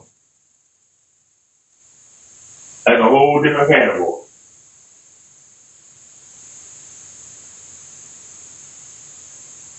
That's a whole different category. But one thing I will never do is show somebody live stream. But you just advertise it on my channel, I don't mind. But I'm sure me showing that content is advertised. But they don't know what an SBC is. Somebody is watching this show right now, and if you type in the chat, they have no idea what an SBC is. But I tell them, single by choice. And I'm sure that people listen to my commentary and probably go back and either watch the original Kendra or the original show with the balloon or the original Ask Alex, whatever name, Ask me, whatever name is. I'm sure that they go back and watch the original and probably watch other people's opinions on it. So why you got a problem with it, I don't know. But like they say, a rose is still a rose.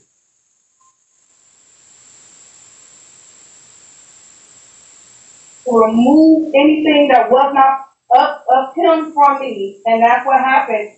And a lot of things move themselves, but you know, Man, so God removed Nub Nub from your life. God is a good God. He really is. He removed Nub Nub and he gave you a dream and said, now you deserve Mr. Six Figures. I mean, I don't know. I don't know what God you serve. Well, you lost me because she said he was a $500,000 man. So how did a $500,000 man go to a Nub Nub? I could rewind the video, but I was born. Before I paused it, she said that she was with the $500,000 man and that he played around. She said she got rid of that negativity. Well, if you want a man to make that much money, you gotta expect him to play around. Especially when you're not around, you working all the damn time. You ain't up under him, so he gonna find somebody to be up under him. You ain't willing to do it. Seriously. You ain't willing to do it. Why should he sit around and wait? There are plenty of women that's willing to do it. I don't know. Now, how is this helping her with a man? Any of this rhetoric, any of this madness. Anytime these women come up here, Kendra asks them when was their last relationship, and they say real one, and a real one. So you indulge in situationships? Yes. You don't qualify for any meaningful relationship now. That done and done. This is, I don't know what to call this. It's like as she built with a group, probably could hire your uncle just got out of prison, you know what I'm saying? Get him on his feet, punch on him a little bit. But as far as marriage and a good white picket fist type deal, this ain't that. Not at all. Can't be mad at that. God gonna replace you with better things. They always say, hey, that's a prayer that people love and hate. Because people that we thought was supposed to stay be getting ghosts. Let me go, girl. Alright, let me go. What three songs you have to work on, you and me? I have to work on being patient. Because when I want things, I want it right away. I have to work on Not being so managed. taking care of myself because I'm a hard worker. So I gotta work on to stop taking care of everybody else and start taking care of me a little bit more. Got cornbread. And then let me see one more. Stop traveling so much. I do a lot of time. I need to focus on just getting these businesses where I need them to be. That's what I'm talking about. Other stuff. What? I think whatever you feel like is a flaw. That's a flaw for me. I'll take my. She said a flaw for you. You talking about the business. I told y'all all you do is work. Ain't no man will be sitting around waiting on her unless she gets somebody she paying. Somebody who she put in the bill and he waiting for her to give her some money so he can go do something. But he gotta be kept busy while he doing something. And then when she call him, he come running. That's what you gotta do, sweetie. I'm sorry. Money, I go to Japan, I'll take my money and I'll go to Hawaii, and I got stuff to do here, so I have to prioritize, but I pretty much got that under control, so maybe that's next. Wow. Okay, so we want to know, how did God translate that to you? Like, how did God tell you to be the man? Woo! That's proven. I don't want to get girls that I'm free, you know what I mean? Yeah, that was God. And talk to Jesus. You said you got a relationship with him. He ain't steering you in the right direction. Which is you serving Buddha? Because the Lord that I serve is going to tell your ass the truth. We can't possibly be serving the same Jesus, the Christ. You must be with the Latter-day Saints. Because, hey, That part down. We don't know what God she's serving, but he lied to her. He's a lying God, whoever he is. Yeah, stop that, sister. And I love it. Let them talk, and it always unravels. So how did this sister end up with her own restaurant? All right, she Somebody said gave it give it to her. Y'all didn't hear that, did y'all? I Yeah. did. Give it to her. She said she left this dude, and when she left her multi-million-dollar boyfriend, all right, then she left him, and she was gifted a restaurant. Y'all don't want to know the details behind all this wonky madness. Then she said, oh, I get my bread, I go to Japan, I'm in Dubai, because my 16-year-old kid is grown. I'm just out here, I'm alone, do whatever. I don't know what to believe from this young lady. I don't know what to believe. See, I got, what is it called? ADD? I got ADD, and I got that disorder where I get stuck on stuff, right? Stuck on stuff. When she lit that camera and you look up at that, what is it, heat vent? That heat vent is dirty. And I can't function in a kitchen and there's a dirty heat vent up there. I'm scared stuff gonna fall in. So when I keep looking up there, that heat vent is dirty above her head, right there. And I kept thinking, people keep walking by that and that heat vent is dirty. So I'm stuck on that. How is this a restaurant and you don't know to clean your vents? You know what I'm saying? Don't the air get pushed out of them vents and that stuff be floating around in the kitchen? You gotta clean everything that has a hole in it because of rodents. Granted, y'all throwing the word restaurant around loosely, and y'all throwing the word, and y'all throwing all these words around here loosely, restaurant. But you know that I said, no, this ain't after me. You think that? This ain't what you think.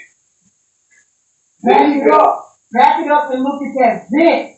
is filthy dirty. And I couldn't think of nothing else but that dirty vent when she was talking.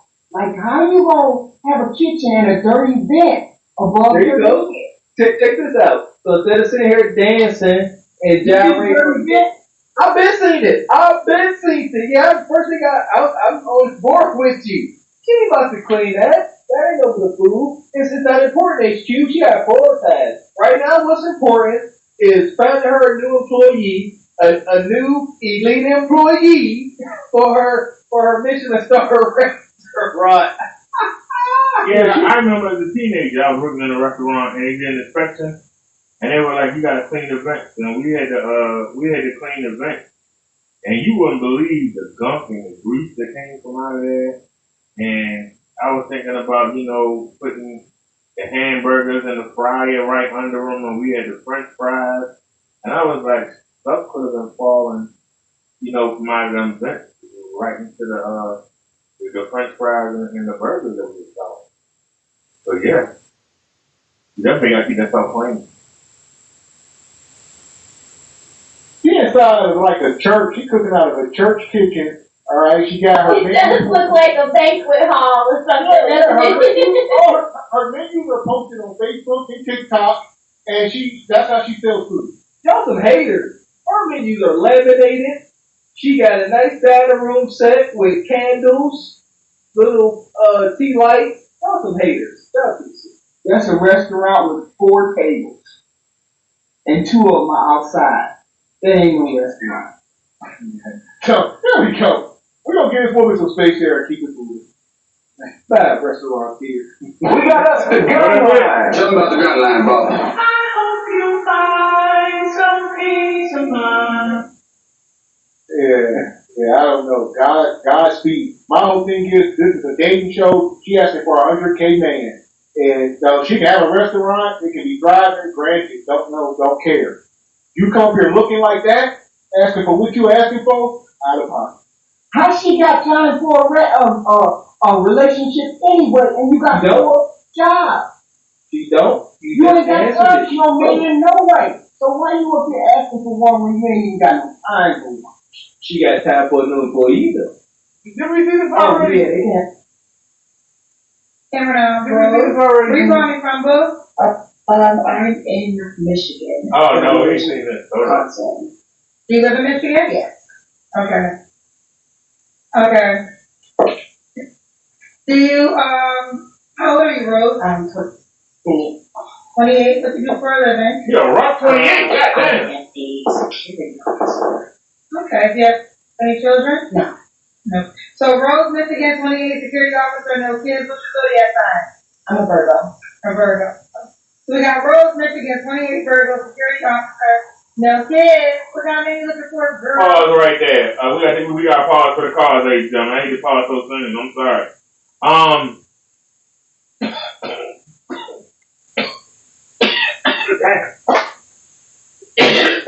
All right, y'all. Damn. This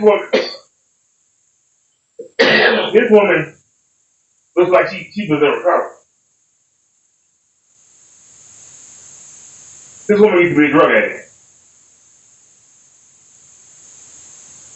And somebody that used to volunteer at a clinic, let me tell you, this woman looks like a drug addict. Look at the age on her. That's living on the street. That's street life right there. They said security guard right now. This woman lived a hard life. So, well, let's listen to her. Maybe I'm wrong, but I'm definitely getting former drug addict.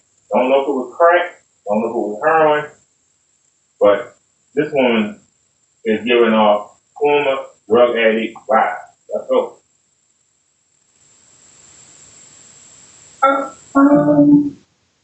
Well, to be honest, I'm a simple girl. I just like people who know how to communicate, ones who are reassuring, ones I don't have to look after, mature. A mature man. Yes. Okay, mature. What are your deal breakers? Deal breaker first. Bisexual men. Liars. I cannot deal with that because me personally, my philosophy on the line is if I know you, why do I have to lie to you? And if I don't know you, why do I have to lie to you? So. Hell! Listen, this woman, there's nothing here. No enthusiasm, no femininity, no sexuality. There's nothing. Y'all gotta drink more water. Drugs cut I swear off. for Lord, this is where y'all gotta drink more water. Winter time is here. A lot of times y'all get sick because y'all dehydrated and shriveled up. Y'all got to drink some water. Yeah, I second that motion. This is the roughest 28. I'm 38. Alright?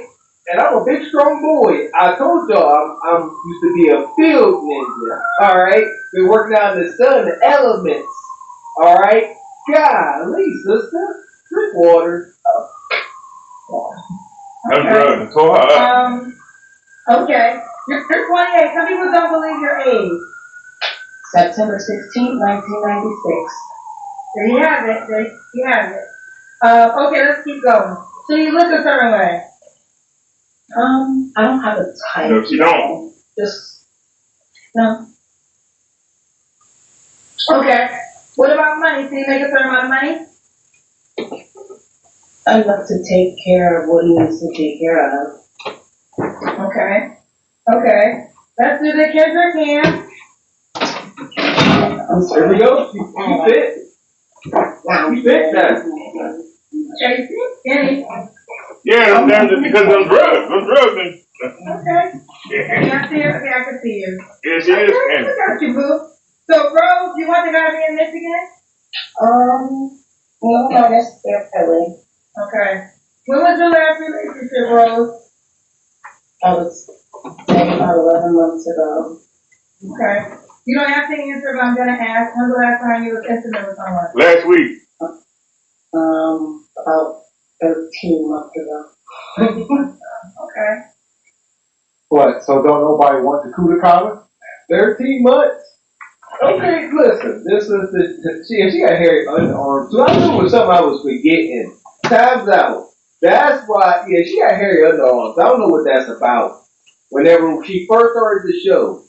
So she slender. She couldn't because of that crack. She slender. Why her pants so chunky? Why her short? How she skinny with 6 genitals? Like she got a fupa. How she skinny with a fupa? Nevertheless, Like really a diaper. not shaving your underarms ain't the deal at all. At all. Yeah, she got something up with her. That hair, she would look a lot better with full, thick, Afro ninja hair. But that fried, that laid to the side, burnt up, that's just bad. It's really That's damn shame. not a good life. We lost 5 people. That's how bad she And we was. know for a fact, if she's not shaving her underarms, she's not shaving that coup de collar. So that's what y'all seeing, all that extra meat down there, that's a bush. Yeah, I think she wear a diaper. 7 children. Gary? Okay. About 13 months ago. Okay. Free flies, are you waiting for a relationship? Am I waiting for one? No. Am I open to one? Yes. I meant to have sex. Oh, yeah. Okay. What are free flies? Okay. First sign of a drug addict. Missing teeth before you 30. She missing a lot of teeth, y'all. That's what sucking on that crack pipe do to you. I'm telling you, this woman is a former drug addict. This woman used to be on that cracky, lacky. And I can tell you, 10, 11 years ago, she was a cutie. And she got on that pipe. And she looked like she pulled hard to get off it. And she's in recovery. She's in recovery for the rest of her life. That means you're going to be with her. You got to help her. Make sure she don't go back. One day you might come home and all the fine china gone. And the TV gone. She down there at the pawn shop. So, y'all keep that in mind. Y'all keep that in mind. You thinking about something else? Okay. I would say one of my biggest flaws is being too too caring, like too giving. Caring? Yeah, like too giving. I've seen someone say she had a rough life. I grew up in a household. My mom has 7 children, so I raised a lot of kids, even though I don't have any kids. Wait, you said you grew up in a household with 7 kids? My mom has 7 kids. Your mom has 7 kids? Yeah, my mom has 7 kids. So I grew up raising kids, even though I'm never. Are you the oldest out of the 7? The oldest girl, so yeah, that makes me the oldest. Okay, how many boys were older than you? 1. Oh, okay, okay. She grew up, okay. So keep going. So you grew up with 7 kids, so you're saying you grew up stressed? Wait, why did you say that? Because someone said you had a rough life? Yeah, somebody said it was like I had a rough life. I've always looked more mature than my age, so, I mean, that just comes Nah, honey, you was a drug addict, honey. You're a recovery. No, I'm not on drugs. Yes, you are. Don't lie. Don't lie. Yeah. Don't lie. I just feel like I give more chances than necessary, so I really have to work on that. Also, I would say being more open, like more comfortable with, building relationships, even with like friendships, not even just, intimate relationships, just friendships in general. Okay. And why would God be lucky to be with you? I would say just because I'm very caring, I'm very understanding,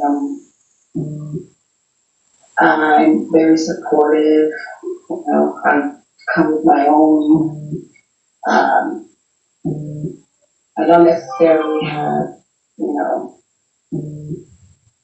issues, like trauma issues, if that makes sense. I've been through some things, but I don't let it, hold me down.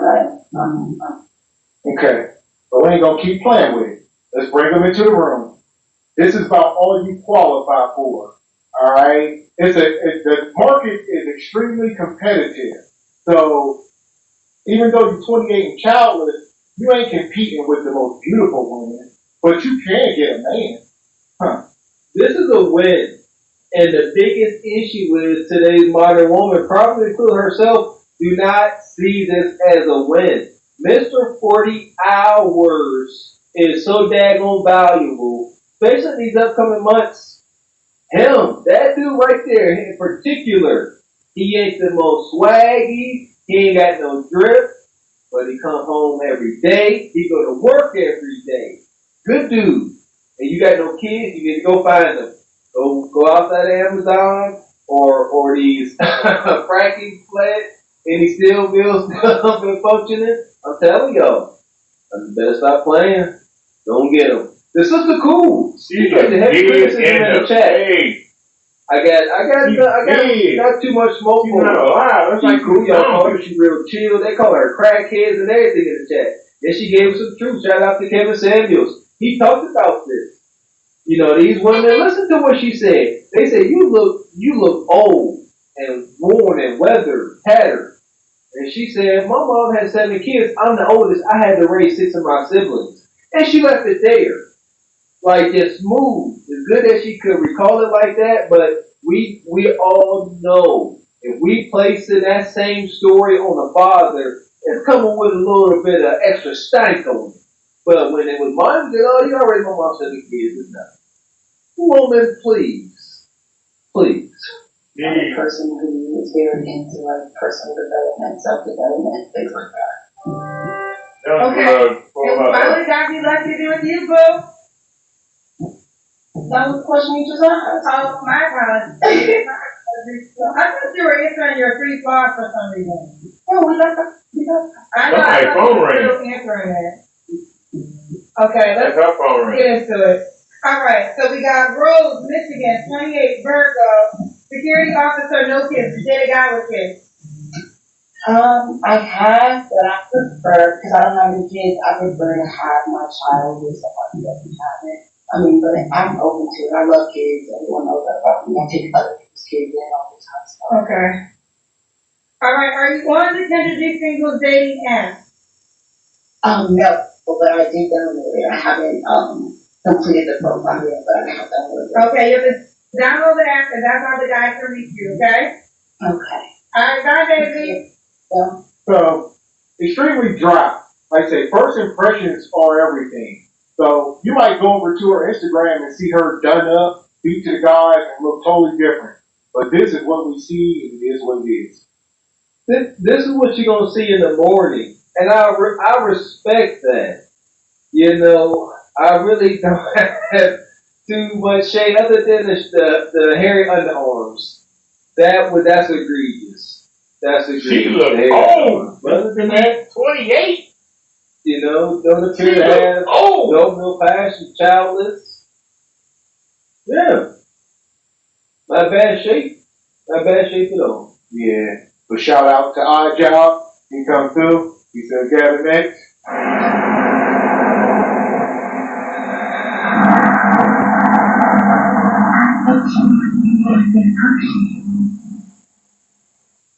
You know, y'all talk all this mess.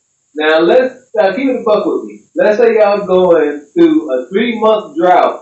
All right, like I think that's a mighty, mighty ungodly long time, quarter of the year, and you come across a sister like this, or she beat to the God, you smitten for the night, and you peel off them tangerine biker shorts, and she got corn rolls down there. Like y'all talking about a bush. She got it cornrow. You telling me you're like, nah, I ain't messing with that. Shut up. It's going. They like, oh, that's a nice design. So what we doing with her? Huh. I say a little space there for the sister. I know y'all getting on her mug, but we gotta look beyond that. And I don't care what y'all say. This sister was able to take heavy criticism. They call her a crackhead, the Kendra cousin, and she said no. I've never done drugs. I don't even drink. The fact that now that comes across as healed. So that's a little space there. And she like a Kendra top contestant. So take that. That woman is in recovery. Most of us will hit in hard times. Semi-hard times, brother Derek. Tell the truth, shade the devil. That part. We got us the gun line. Tell them about the gun line, Bob. I hope you find some peace of mind. Well, like I said, if somebody will take a chance, I mean, ain't bad looking. But like I said, I believe she's recovering drug addict, and you really shouldn't, hate on people, but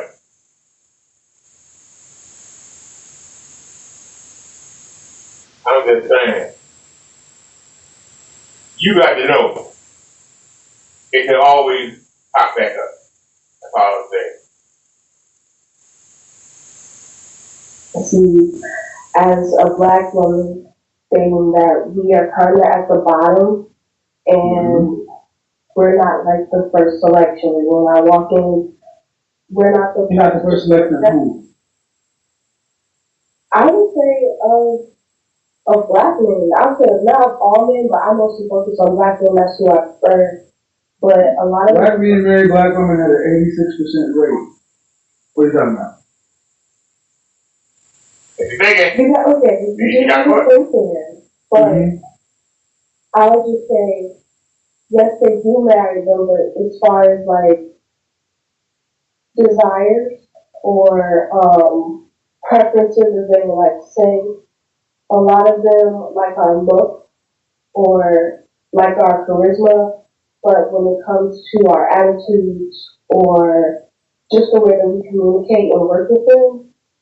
So when you say somebody walk in the room, how can they tell that about you? Well, when I say like walk in the room, I mean like when we walk in the room, men are coming up to us first, if that makes sense. Who are they coming up to first? I'll say most of the time it's like Mexican, well, Latino girls or Caucasian women. And I'm gonna ask you a straightforward question. Are these women more physically fit than the women you're talking about?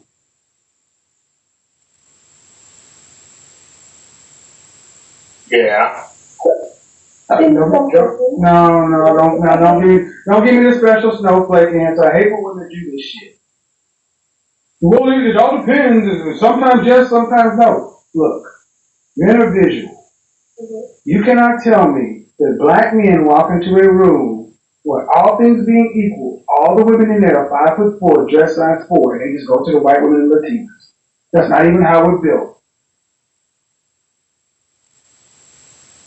Are the women you're talking about that are getting passed over physically fit? 5'4", 120 pounds, dress size 4. Yes, no. No. Hey, that's why you're getting passed over. Because 80% of you are overweight. But you put it off on race. And that's a cop-out.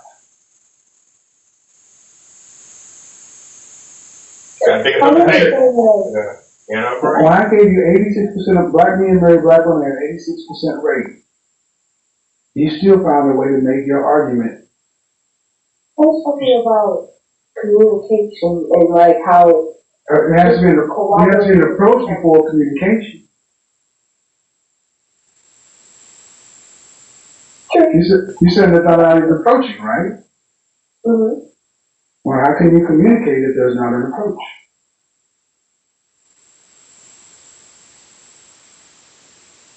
You can't. So, if a black woman in your circumstance that you're talking about gets approached, then the issue becomes what? Well, I'll say with my experiences, a lot of men my age aren't really looking to settle down or be serious. They're kind of wanting to play the field. So I feel like that's where. But you said these men are still approaching white women and Latinas. They are. And they go and they settle and. They settle? They do what? They settle? Not settle, like settle down. You know what I'm saying? Like, Man, okay. Man, what you just said makes no sense. I said, after they approach, and then what? You said, well, most men my age aren't looking to settle down. They're playing the field. And I said, well, what you just said is those men are approaching white women and Latinas. Yes, they are. And then what? And then they hit them and they settle down with it. Meaning that a black woman could have been settled down with two. It's not the youth, it's not their age. See, what black women never want to deal with is the fact of the matter is your fitness and your attitude are your biggest problems. If you would be as fit as your competition and as friendly, cooperative, and submissive as your competition, you would win the majority of your men like any other race of women do and have done throughout history. But that's what I was referring to with the cooperation and the communicating. That's where it goes wrong. But it goes wrong from whose standpoint, the men or the women? I can say both. No, you can't say both because you just said these men go off and settle down with white women. The more y'all do this bullshit, both. It's always both. Why can't you ladies just hold yourselves strictly accountable? Because you're losing to other women. The higher up your men go, especially your generation, more and more guys are saying they're not even starting to deal with women, black women, because of your attitudes. You know this. Well, then you have to fix it. Because if they're not dealing with you, it's not as though they're not dealing with any woman. So let me ask you a question. Are you saying that the men in your generation are choosing to have no woman? Or are they dealing with women other than black women? They're dealing with women other than black women. Then right there shows you the problem. They're dealing with women. If you had said they're choosing to not deal with any women, then you could have made the argument. But now they're dealing with women other than black women. Why not understand why? Like I said, number one, are they as fit as your competition? You said no. 80% are overweight, 80% of that number are obese. You heard black men talk about the attitude. You've been on this channel listening to women who don't even want to smile. And when I start asking these specific questions, you want to go down to both. This is what happens in matriarchy, where you can't hold women accountable. They never want to get down to the point. The problem is on your side. The men are still getting with women, yes or no? The young men are still getting with women, yes or no? Mm-hmm. Yes or no? Yes. Right. So they're going into the store to buy something. They're walking out with a Becky or a Marisol, and they could have had a Kenya. So it ain't like they walked into the store without money and not intending to buy. You got to make your product better. But that's what I was saying in the beginning. It comes down to the communication and us cooperating with each other. No. It comes to you cooperating with us. See, that's where you keep going. See, you keep talking like we're part. Well, you don't have a choice. See, you're losing to Marisol, Mylene. You're using the Becky, Marisol, and Mylene. See, you keep saying cooperate with us. Why does he have to cooperate with us when he's going to go over to Marisol and she's willing to cooperate with him? He's going to go through a situation and he's going to cooperate with him, then he has to cooperate with you. I'm just letting him preach. Go ahead, Gavin. Cooperating isn't that a team effort? So doesn't it take two? Well, if that's the case, you shouldn't be losing. If what you're saying is the case, all things being equal, you should not be losing to non-black women. But when I speak with most black men, they don't even want to cooperate with us. They already have it in their mind. Where'd that come from? I'm not sure where it is. It just popped in their head. It just came from nowhere. One day they just woke up and said, this is what it is. No, because they've grown up. No, I'm going to tell you where it came from. This is very conversations where it came from. The inability for you guys to be honest. These guys are your brothers, your cousins, your neighbors. They went to high school with you. They went to junior high with you. They went to elementary with you. They went to pre-K with you. Their mothers are you. Black men know black women intimately well because black women run everything in the black community. So the black men in your generation are choosing to not even deal with them. It's not because it doesn't come from somewhere. And you're talking about we need to cooperate with each other. Man, if you're on the losing end of a relationship situation, if you don't get black men, what is your option? White men, Hispanic men, Asian men, Middle Eastern men, they're not running over to the hood or the neighborhood to scoop up black women in large numbers. Is it starting to sink in yet? I said in the beginning it already sunk in with me, and I'm realizing that we just don't cooperate. I don't know.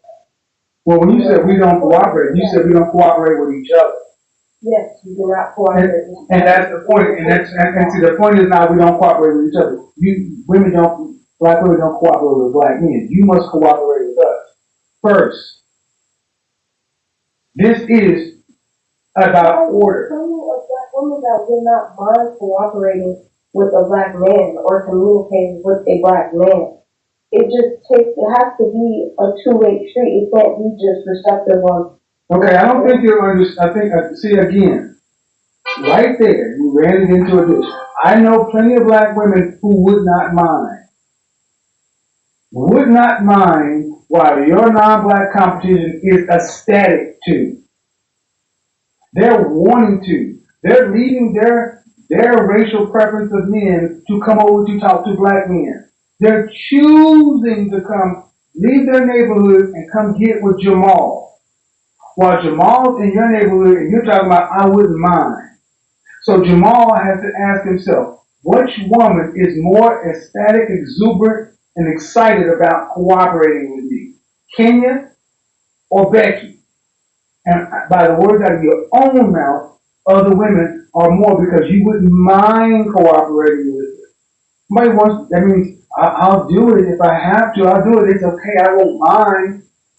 Hey, you want to go to the movies? Oh, I don't mind. You want to go to Hawaii? I don't mind. Hey, you want to go to the movies? Oh my God, I would love to go to the movies. Hey, you want to go to Hawaii? Oh my God, thank you for buying tickets. You notice how different that is?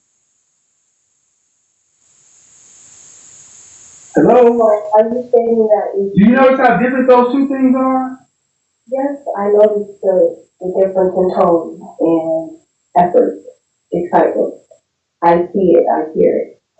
But where I'm coming from is when you say we have to be ecstatic or we have to be the ones who want to cooperate or to make it work, how can you cooperate or make it work with somebody who already has it in their mind that this is not going to work out anyway?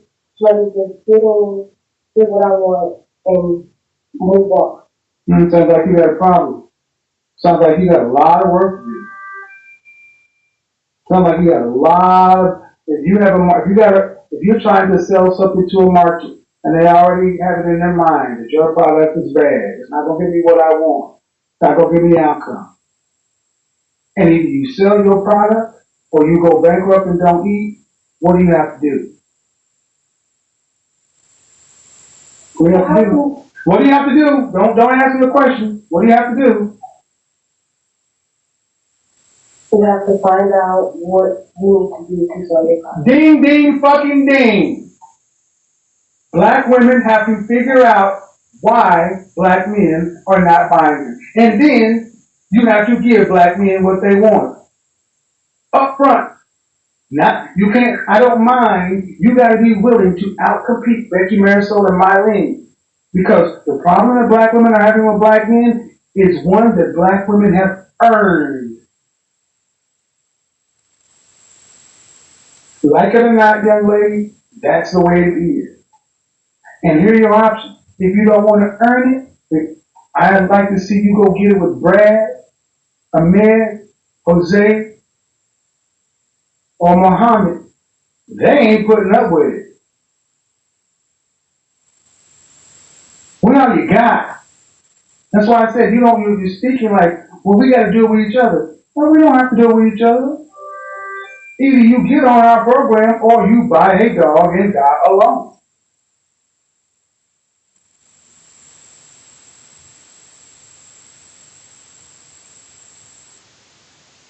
But I don't think they like it.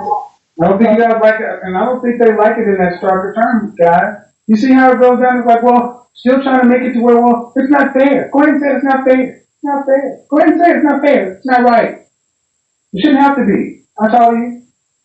It shouldn't be that way. How tall are you? I'm 5'10". Dress up? 160, 165. Dress up? Dress up? 8 or 10. Mm-hmm. And you were saying it shouldn't be what? I was just saying, I don't understand how you can cooperate or make something work for somebody who does not have interest in doing that. They don't have interest. You act like, okay, you make them interested. That's all you got, man. I don't know how you do it. You get off your lazy ass and you try. You fail, you try better. That's how you do it. That's how you do it. Have you ever had to go after something that wasn't given to you? This is entitlement. You're not entitled to a black man. We don't belong to you. Because black women have for the longest acted like you didn't belong to black men. So now you're free. It's a free market economy. So now you have to sell yourself. You got to compete. And if you don't compete, if you don't, and if the black man is in your neighborhood and you can't convince the black man in your neighborhood that you're the best pick, you think you're going to go to the next suburb or the next group of men and convince them that you're the best pick? You think those women are going to let you take their men? I just don't, how do black women act like you don't belong to black men? God damn. Did you not answer the question? Oh, I'm sorry. If you can't get the men in your neighborhood, what are you going to get? You're going to go... Chosen remnant nation. Let me tell you, as somebody that's out here on the dating market and out in the trenches, I live in Baltimore City.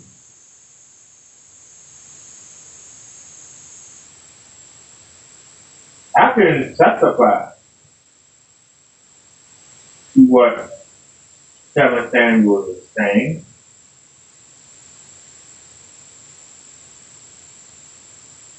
He's making a good point. There literally are single women everywhere I look. A lot of them. And they single for a reason. Because they live in a fantasy world. A woman thinks the older she gets, the more value she has. Or it's the opposite. The older she gets, the less value she has. The more kids she pick up along the way, the less value she has.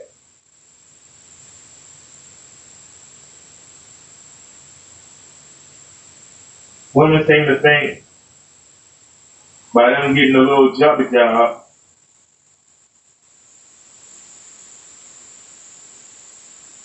they start to think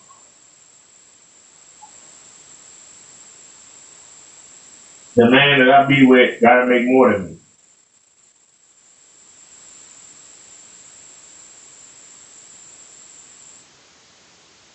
The man that they meet has gotta make more than them. And if you don't make more than them, then you gotta be like 6'2", 6'3". You gotta be handsome and muscular. They'll ignore the money if you're that.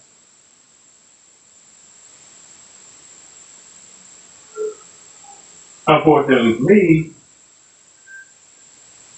I'm short.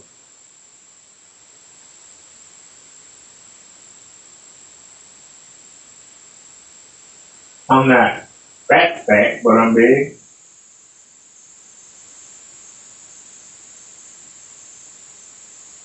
And I make I'm right under $20,000 in income. Women want 6 figures. So I understand what it's like out there in the market. I'm out there talking to women that's in their 40s, 50s, 60s, and 70s.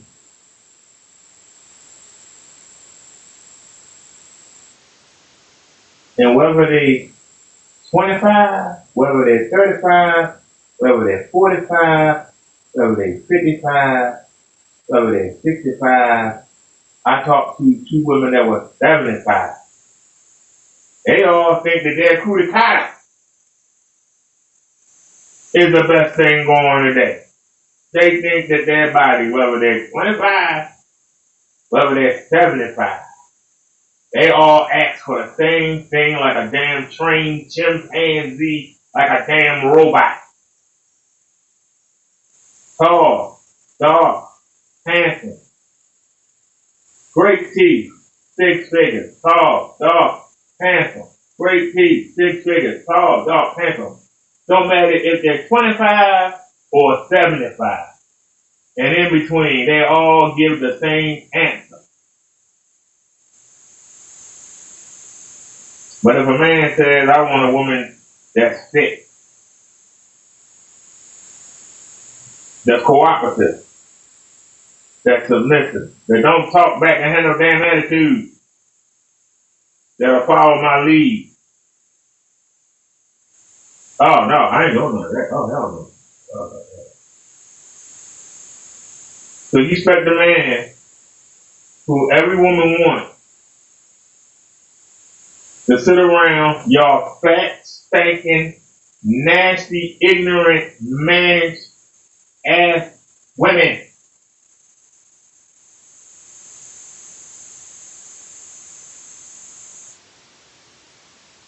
And the guys who would deal with you, you won't deal with them. You ignore them. They don't exist to you.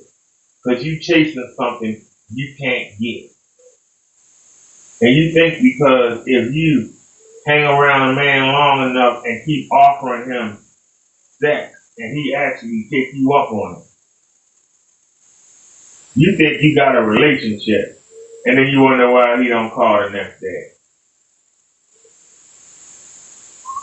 And instead of saying, you know what, I just got used. I'm out of my league. I keep trying to go for these guys I don't qualify for. I'm aiming too high. Let me look around and see who's aiming for me. Because see, y'all women got a thing about y'all don't want a man to cheat on y'all. God didn't intend for it to be that way. The Romans changed that in the Bible. God didn't intend for it to be that way.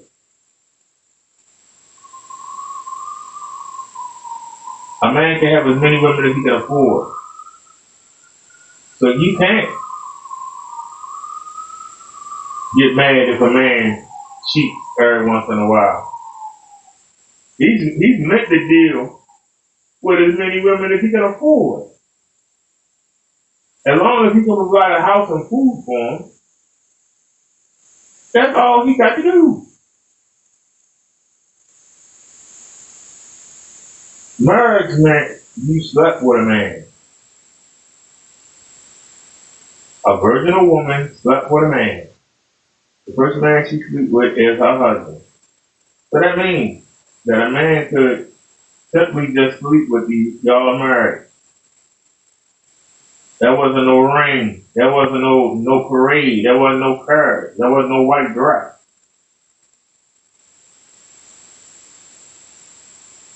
The man popped your cherry, and that's your husband. And the woman can only be with that man until he dies. So whoever you slept with the first time, in God's eyes, that's your husband. I don't care if you were 10 years old, 12, 13, 14, 15, in high school, whatever. You better find that man. So that's a man that you married to. You're going to have to settle up with Jesus on Judgment Day. You're going to have to settle up with Jesus on Judgment Day. But every man that you open your legs to ever since, you committed adultery. You've broken one of the 10 commandments. Every man you slept with. Some of y'all women slept with 100 men.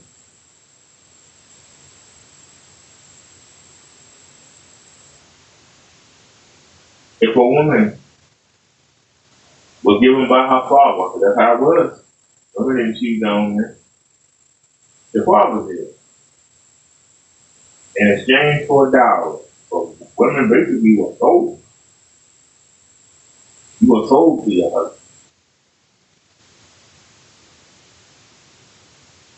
If that woman, they would have the ceremony. That ceremony was people from the neighborhood, people from the village got together. Sometimes they had drinks and food, sometimes they didn't. It was all about one thing.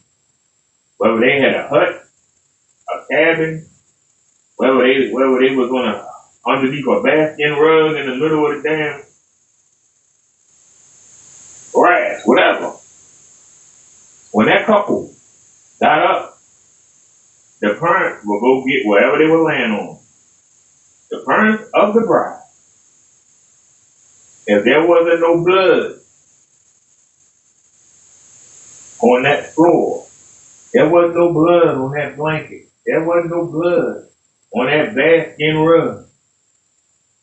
If there wasn't no blood, they stoned that daughter to death, or they ran out the village. That's where your prostitutes came from back then. The village didn't kill her. They just ran her off. And so she had to survive. And so she would have to sell her body to strangers. And she became known as a local prostitute. The man wanted to get some, and none of his wives was around, then he would go get a couple dollars, do a gold coin or whatever, silver coin, whatever she required, and that's where prostitution came from. Women that were disowned. The majority of women in the United States, if we round the clock back, half of y'all will be killed, the other half of you will be disowned by your family. But thanks to the Romans, and thanks to the white man competing with other men for a woman, when you used to just buy him. You literally used to just buy women. You made a deal with the father. Whatever y'all had in value, if you had chicken, if you had goats, cows, eggs, and the family depended on their daughters to bring that income in. And the fathers would give their daughters to these men in exchange for these gifts. It's called a dowry. And that woman would leave her family and would be with her husband. And every once in a while, she might see him at the local market. She was about whatever her husband was doing, she was right there supporting. Man's job was to make sure he brought food home. She had clothes and they had a place to live. That's what providing means. Providing didn't mean a pot of bag. It didn't mean gold chain. It didn't mean getting the hair done, the nails done, getting the weed done, the piercings done, the tattoos, getting the toes done. Now, providing means you provide the basics.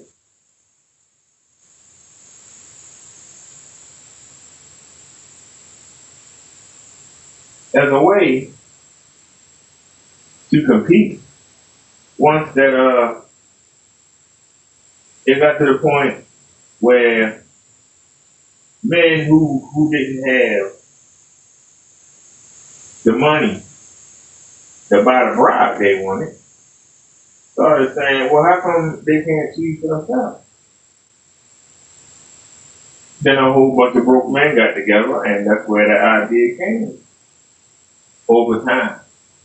To let the woman decide. Well, let her decide who she wants to marry.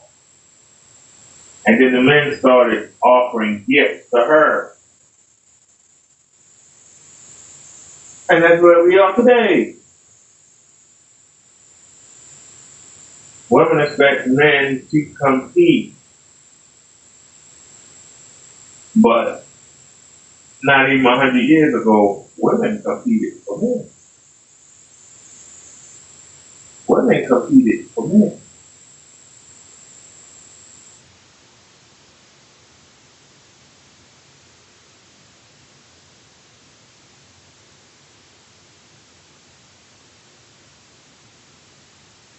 Feminism was allowed to grow.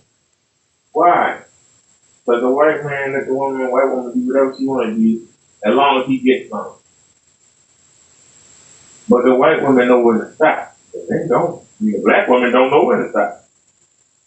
They know when the men come around, they set all that stuff up. Like the black women, yeah, sorry, bro, back yeah, they keep right on going. That's why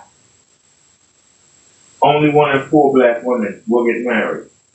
But right behind them is their white counterpart. 2 out of every 4. Then right behind them, 1 out of every 4, 2 out of every 4. But the white women know when to stop. They know when to stop that mess when the men come around. Matter of fact, the other races of women, they know. Hey, you know what? These black women take it too far. We can go ahead and take that man too.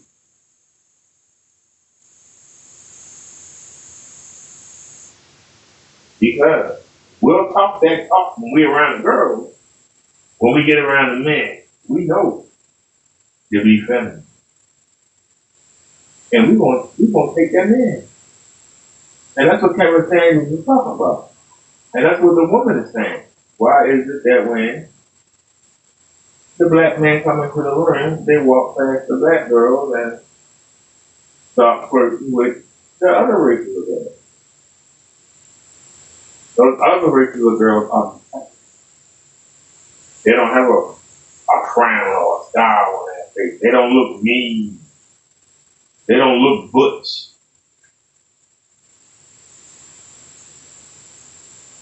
So who do they gonna flock to? The women that looking at feminine, or the women that's fat, not a shape, and act like men? So who they gonna flock to? This is what he's trying to explain to her. But see, she don't want to lose that weight. She expects the man to take her fat like she is, and she expects to get $100,000 man. That $100,000 man can get 2 or 3 women. Probably got 50 trying to get with him. And she think her roly-poly butt is going to take him. And women think, oh, if I just go to school and I get more degrees and I get more money, that don't help you. It doesn't help you at all. Black women go to college to get a job. All the other races go to college to get a husband. When they come out of college, most of them don't even expect to work. Black women do. And they think, all right, I went to school when I could have got married. That's all I have a children. They get married at 20, 21. By the time they're 34, the children are in school, can take care of themselves. Now they can start going to school. Whatever they want to do. But no, they want to do it first. Then they get the job. They get 34, 35. Now they want to start looking for a husband. And they want the husband to pay all the bills. What the hell you spend all the time going to college for and spend all the time working, not to work? What you get the degree for? And then you running around trying to hurry up and get married because your eggs drying up. You going stuff back. And you keep messing around and you hit 40. Now you're too old to have kids. And then you ain't got no value. Other than somebody bouncing on you every once in a while. What's your value? What's your value? You ain't got none. But you still think in the back of your mind, I can pull a $100,000 man and you keep chasing him. One day you wake up, you 60.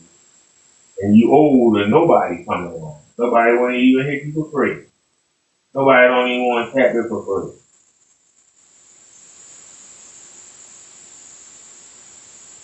That's the modern black woman. That's why we got the situations that we got today.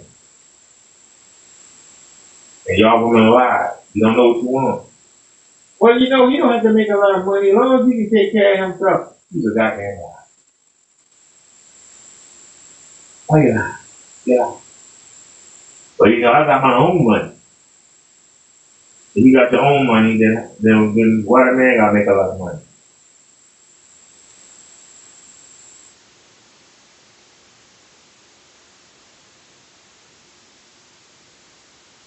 If the man do make a lot of money, he wants you with him. Under his thumb. He don't want to be under your thumb.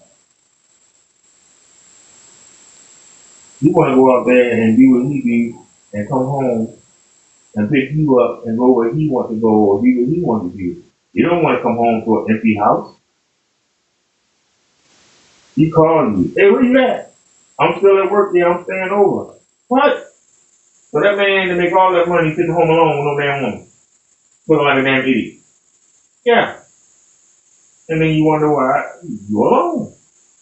Don't no man want that. The man you want don't want what you want. The man wants you home. The man wants you on call. He called and said, be someplace. Meet me here. He wants you there. Not, well, you know, I'll see if I can get off work or, you know, I got to be here till 5 o'clock. Why are you asking me to come out to lunch?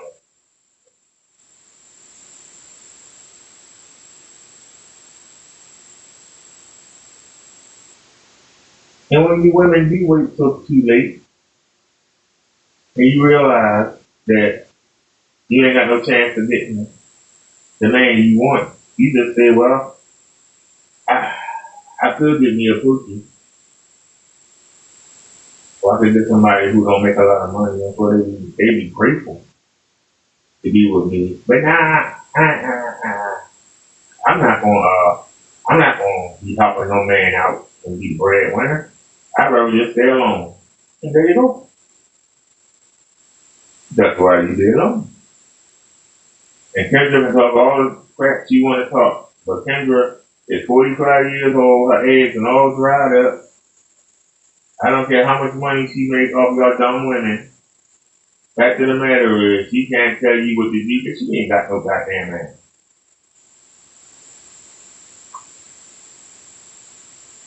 But Kendra could get herself a young man, or get herself a regular man, but she will be humiliated. Look at Kendra had to get herself Mr. 40 hours a week. I told y'all there ain't no hope for us women. So y'all keep holding out for that man that ain't coming. The man that y'all want, everybody wants. The man that you want, everybody. And you gotta be willing to compete for him. You got to be willing to put the work in. First of all, you got to know where he is, where he hang out at, what he expects of you. Because if you don't know how to be a wife, your chances are slim and nil. You better be a celebrity or something. And the celebrities can't even keep a damn man. They have to find themselves a pookie. What do I call a pookie? A pookie is somebody that makes less than $30,000. That's a pookie. A man that has an income of less than $30,000. A lot of these women you see that are alone, they can go to the senior home. They can go to where the seniors hang out. There's some male seniors there that will love the company of a woman they don't want. They want that big figure, tall, dark man. Even though they dried up, they still want it. And that's why they're alone. They want to be alone. Still chasing that man. They don't mean to be alone, but they wind up alone. Talk about going on vacation, dragging their children along, dragging their mother along, dragging their best friend along. Ain't never dragging a damn man along. But if a man going on vacation and he look around and there ain't nobody, a man will go find a woman. Hey, I'm going to Hawaii. I need somebody to go. You want to come along? I don't even know you. Hey, I'm offering you a free trip. I don't want to go alone. Man shouldn't go nowhere alone. Man, no woman should go on vacation alone. You want to come for the vacation? If it's magic day, if it ain't no magic, ain't no problem. But I appreciate you coming. Coming to what? Man won't hesitate. For the woman, yeah, I'm going to Hawaii. I need somebody to go with. You know, the plane tickets are $2,000. So you coming? And the man said, "You want me to come with you? Are you paying for the trip? You asking me out, right? No, you gotta pay your own way. What? That's why they want to go with the girl. They'll pay for the girlfriend. They'll pay for their children. They'll pay for their mother to come with them.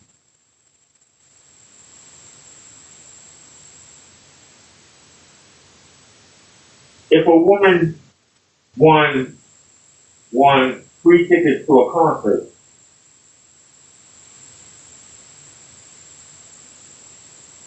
and she asked everybody to go, and nobody wanted to go, and she go, well, you know, that dude's kind of cute. Let me walk up there and ask him. He said, hey, I got tickets to the concert, you know, whoever the rapper is, Bow Wow, whatever, I don't know, Murray J. Blige, whatever. And the guy goes, yeah, I'll go. So when is it?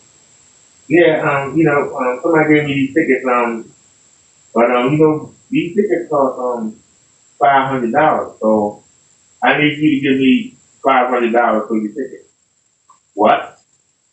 Yeah, tickets cost $500. See, that's the reason why nobody wanted to go. She expected you to pay for a ticket that she got for free. Even asked her girlfriends and I'm like, hey, we ain't paying no $500, you got for free. Tell them to be $500 for. But you got the nerve to step to a man and say, hey, I got some tickets for free. Would you accompany me to this concert? But I want you to pay me $500 for your ticket when I didn't pay anything for either of the tickets. But that's a woman. Take, you greedy. Greedy. That's why you be alone. Too mouthy, too managed, and too stingy. You Grinch. Go to the other groups, other races, neighborhoods. You still got to convince those men, and you got to compete with those women. I want everyone to understand this is how lazy and entitled the modern black woman's attitude has become to black men. She can't even understand what I'm saying. I understand that she's really confused because, like, well, I don't get it because you think it should be easy. Man, if every black man today who was marrying age married every black woman in this country, there would still be 2 million more black women left. Listen and listen well. Marriage is not a guarantee. It is blood sport. It is competition. Every woman is not going to win, and you are going to have to compete. God's fair in love and war. So what do black women who want to have a husband, especially if they want a black man, what are they going to have to do? They're going to have to do what? Figure it out.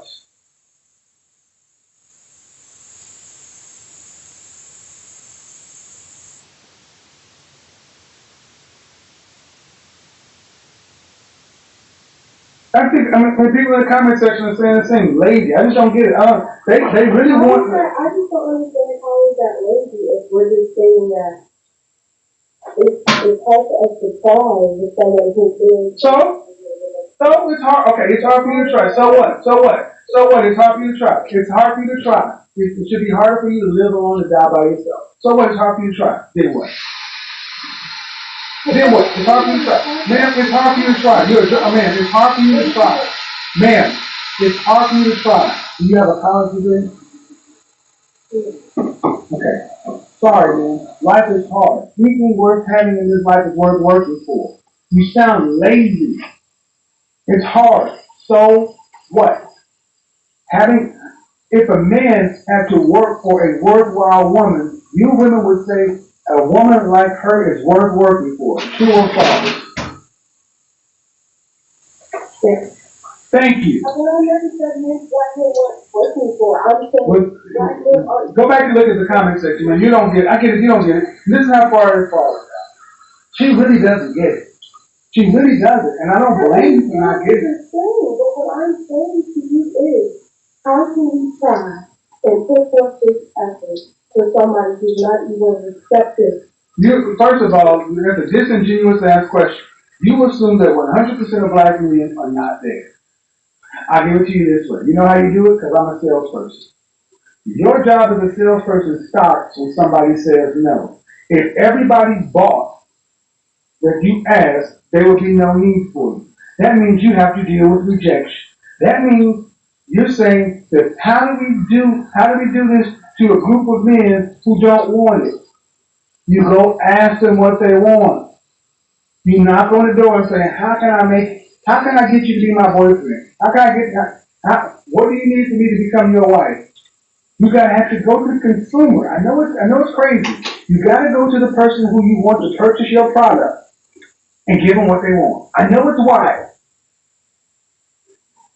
You don't go to the market and say, hey, tell me how to sell you. Hey, I got this widget to sell. Tell me how. You go out and do all the research and tell me how to make millions of dollars off it. Lazy. Lazy. Not just making them wait because. So, what do you got on the subject? So I just wanted to say that. Hold on a second now. Sorry, I was like,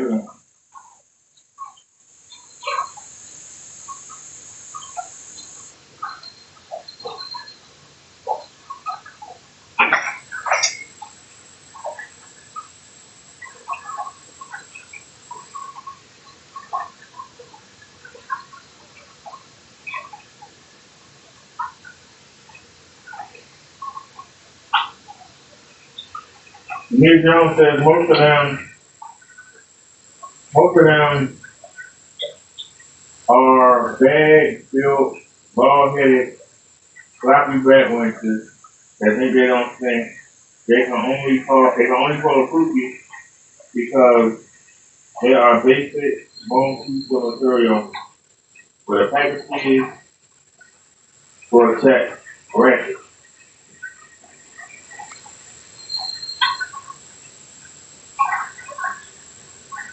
Okay.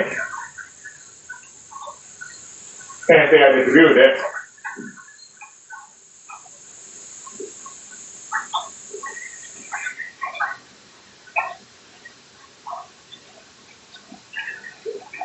Did we do this already? Yeah. Let's go ahead and get rid of that. This is deleted. Okay, get rid of him. Okay, you can get rid of that too. Alright, what about this one? You seen this?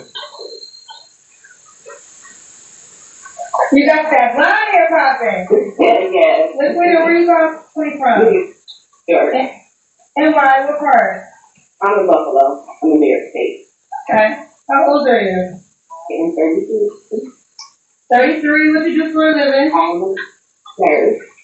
Nurse. You have any kids? I do. I have one boy, 14. Okay. You ever been married? No. Laquita, New York, Buffalo, New York. 33. What's your zodiac sign? Libra. Libra. And I think I got it all. So we got Laquita, New York, Buffalo, New York, 33, not so 14-year-old, never married, as a nurse. What kind of, are you looking for, girl? I'm looking for a strong man, one who will not be intimidated by success. I also want a God-fearing man and someone who will stand alone. You find that men are intimidated by your success. Absolutely, yes. In what way do they express their intimidation? Just certain comments, comments that indicate that they're a little bit jealous, And sometimes I'll have men that try to like live off of me and my stuff. So that's been my experience where I'm located. So I'm just tired of it.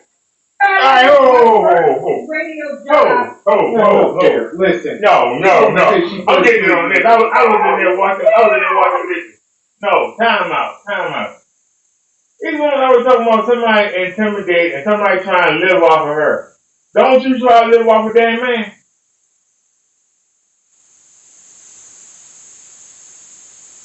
All y'all women say, I want a man to make more than me.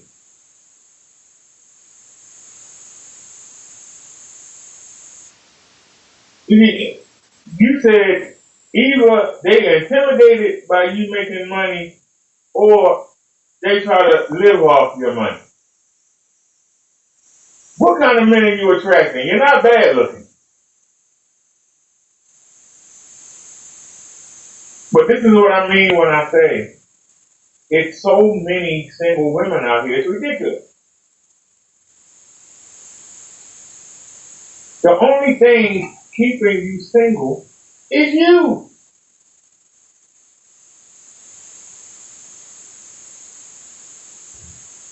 The only thing keeping you single is you. And just like Kevin Samuels was saying, y'all got to realize that is a ratio. And it's not a lie, that is a ratio. There is a ratio for these women out there.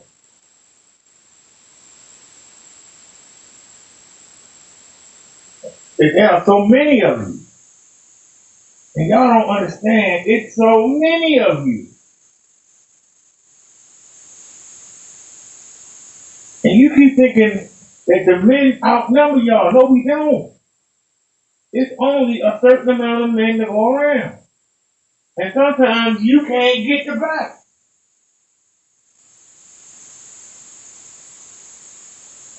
Y'all need to learn the word. Women have a way of taking a word and changing it. Y'all have taken the word settle down and took the down part. Y'all just say settle. No. Settle down. When you, even though in your mind, you might think you better than that person, but that person is down for you. That person thinks the world of you. And you say, hey, in my mind, I think I can be better. But the market says, the world says, the other men say, I can't be better. So, I'm going to settle down, not settle. Because when you say settle, that means you can't get what you really want. No, you settle down with a man who can give you most of what you want. Maybe he can't give you the 6 feet tall. Maybe he can't give you the dark. Maybe he light skinned. Maybe he can't give you the handsome, but he okay. He's still attractive, but he's not that handsome, sexy, drop dead, gorgeous man you're looking for. But he's okay. He looks good.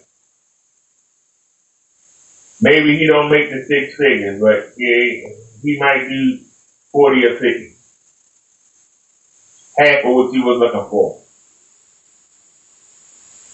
You settle down and live the best life you can live. Settling down and settling are 2 different things. But what you don't realize, the longer you wait, the more you're going to have to, in your words, settle if you want to settle down. Can I say it again? The older you get, the more you're going to have to settle in order for you to settle down. The younger you start, the better. The younger you start, the better. The more valuable in your youth. As you get older, you lose your value. Like Kevin Samuels said, if every black man married every black woman in the country today. That still be 2 million of y'all single. What that means is you need to get off your butt. You need to get out there and find you somebody. And stop being so damn picky. Stop trying to get that damn on 2% of the population when you know you don't qualify for it. He won't pay you a bit of mind. He won't even let you be in a concubine polygamy situation. You ain't even good enough for that. You had to catch him one night drunk in a bar, and maybe you might get some action out of him. And when you wake up, you're like, what the hell was that? But you'll take that. To me, that's settling. You let a man make a one-night stand out of you and throw you to the side. That's settling. You sit there and wait 2 or 3 months, waiting on a dude to call you back. Well, we had that great night together. I wonder why he's not calling me. And when there's a perfectly good dude that would think the world of you, but he's not as handsome as that guy. He's not as tall as that guy. He don't make as much money as that guy. And you turn him down. And you keep chasing these guys and getting older and older. And then one day, you going to come back to that guy. And that guy's going to be like, yeah, I wanted you back then. You old now. See, I'm looking for something here. I don't want you. I'll put your old butt for. I wanted you 10 years ago. You was out there chasing all them guys. Are you a millionaire? You find your millionaire yet? Oh, no, you still broke. I don't want you. I want you 10 years ago. See, you used up now. I don't want you. Why are you done now?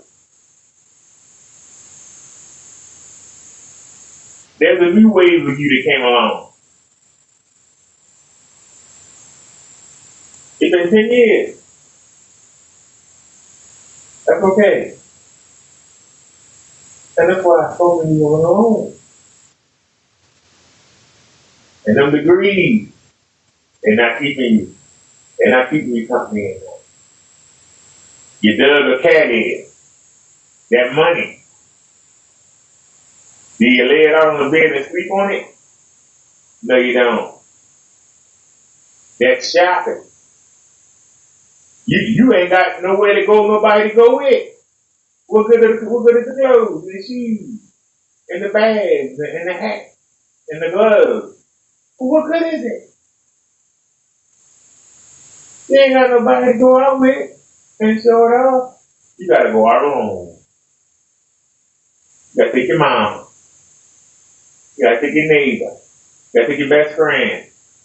Ain't nothing worse than seeing 4 women sitting together in a daggone restaurant. Sitting there just looking pitiful. Like, damn. No man in sight. Money can't get you a man that you want. But the man that's willing, the man that's willing to let you pay, you better grab him up. You better grab him up. And do what us men do when we want to go younger. When we want to go younger, we take care of the woman and make her feel appreciated. You better do the same thing for that pussy. You better take care of them and let them know. Don't go nowhere else. Nobody else is going to treat you the way I treat you. They're not going to give you the things I give you. They're not going to take you to places I take you to. You sold out on the American dream when you chose school and you chose that job. You sold out your femininity. That means you have no right to be provided for. You're not a wife. You don't know what it means to be a wife. You know what it means to run an office. You know what it means to show up for your job. You know what it means to do what your boss tells you. You don't know what it means to qualify as a wife and do what a man expects of you. You gave that up. So them dreams about being provided for, that's not die. Unless you find a bait or something. Well, you really look good. You can hang that. You can hang it up. You gotta realize something. Something that's valuable is something that everybody ain't got. Like the man said, that if every black man get married, there's still 2 million of y'all left single. That means you got too much of something. Like bronze. A lot of bronze out there, bronze ain't got no value. A lot of copper out there, copper ain't got no value.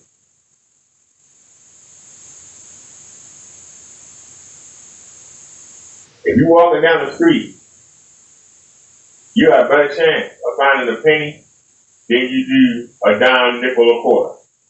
You'll find a lot of pennies. Why? They're not valuable. Well, a man that's making $100,000 can just walk down the street and there's a bunch of you women that's dying for him. And guess what? Y'all not valuable. You're not. And you got to be in tip top. You got to be a 10 or a 9, a strong 8 if you want to pull up there. And he still gonna cheat on you. If you don't get that man in college, which is why the other races of women go to college to get the man before he makes the money. Then the man ain't gonna be here. He ain't gonna forget you when you get where he got to go. He gonna be sure to come back and get you. So you stuck with him and he ain't got no money. Man, don't forget that. They'll wipe you up. That's why occasionally you see a rich man, you be like, look at that fat woman you with. That fat woman knew. She took daddy money and instead of buying clothes and buying bags and shoes, she was like, hey, you want to go to Check and State? You want to go to McDonald's? I know money tight right now.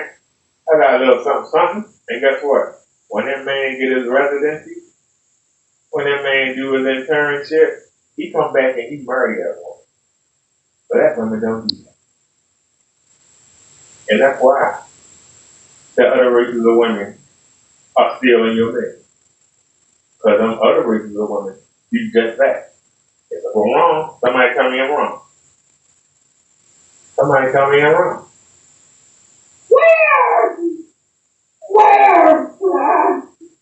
Where? I'll say, secondly, I'll go on to say, y'all are misusing words. So, a man's not intimidated by you because he's using you for your car in your house and he's stealing money out your checkbook. That's not intimidating. That's a thief. That's what I'm saying. Like, you're not describing intimidation. You know, guys try to live off me, they're intimidated. No, intimidated means I don't know what a man being intimidated by his woman's income looks like. Outside of her flashing her face up in his face saying, look at this, ninja, this is more than you make in 6 months. Then I can see like that cause a man, to be hurt and all that. I wouldn't be hurt. I'd be like, no, sister, what are we gonna do with it? Attracting couch Negroes. She 30 something with a what? She got a 13-year-old? You got a 13-year-old, you're a baby mom, you got the eyelashes, you got the blonde, bleached hair. You are a bonquisha. You will get nothing other than couch dwellers like you can get. A full-time radio job was in Buffalo, New York. I worked at WBLK. I'm 45. I think maybe 24, so this is like 20 years ago. So you were the Black Barbie. I was, yes. That's Barbie. Yes. I was in Buffalo for 365 days. That's cool. Yeah. But I did Buffalo, New York, my first full-time radio job. So in Buffalo, New York, you feel like those are the men that you Can you put the camera down just a little bit? Okay, good. But I want to have you cut on the phone. So what are your deal breakers opposed to living off of you? Lying, cheating, not having a car. Yeah. Not having a car, okay, gotta have a car. So you look a certain way. Yes, you should be very well put together with hygiene, with grooming. Say you make a certain amount of money. I would like you to make 80,000, and then not have a problem with me making more for them. Okay. So you make more than 80K on this one. Mm-hmm. Okay.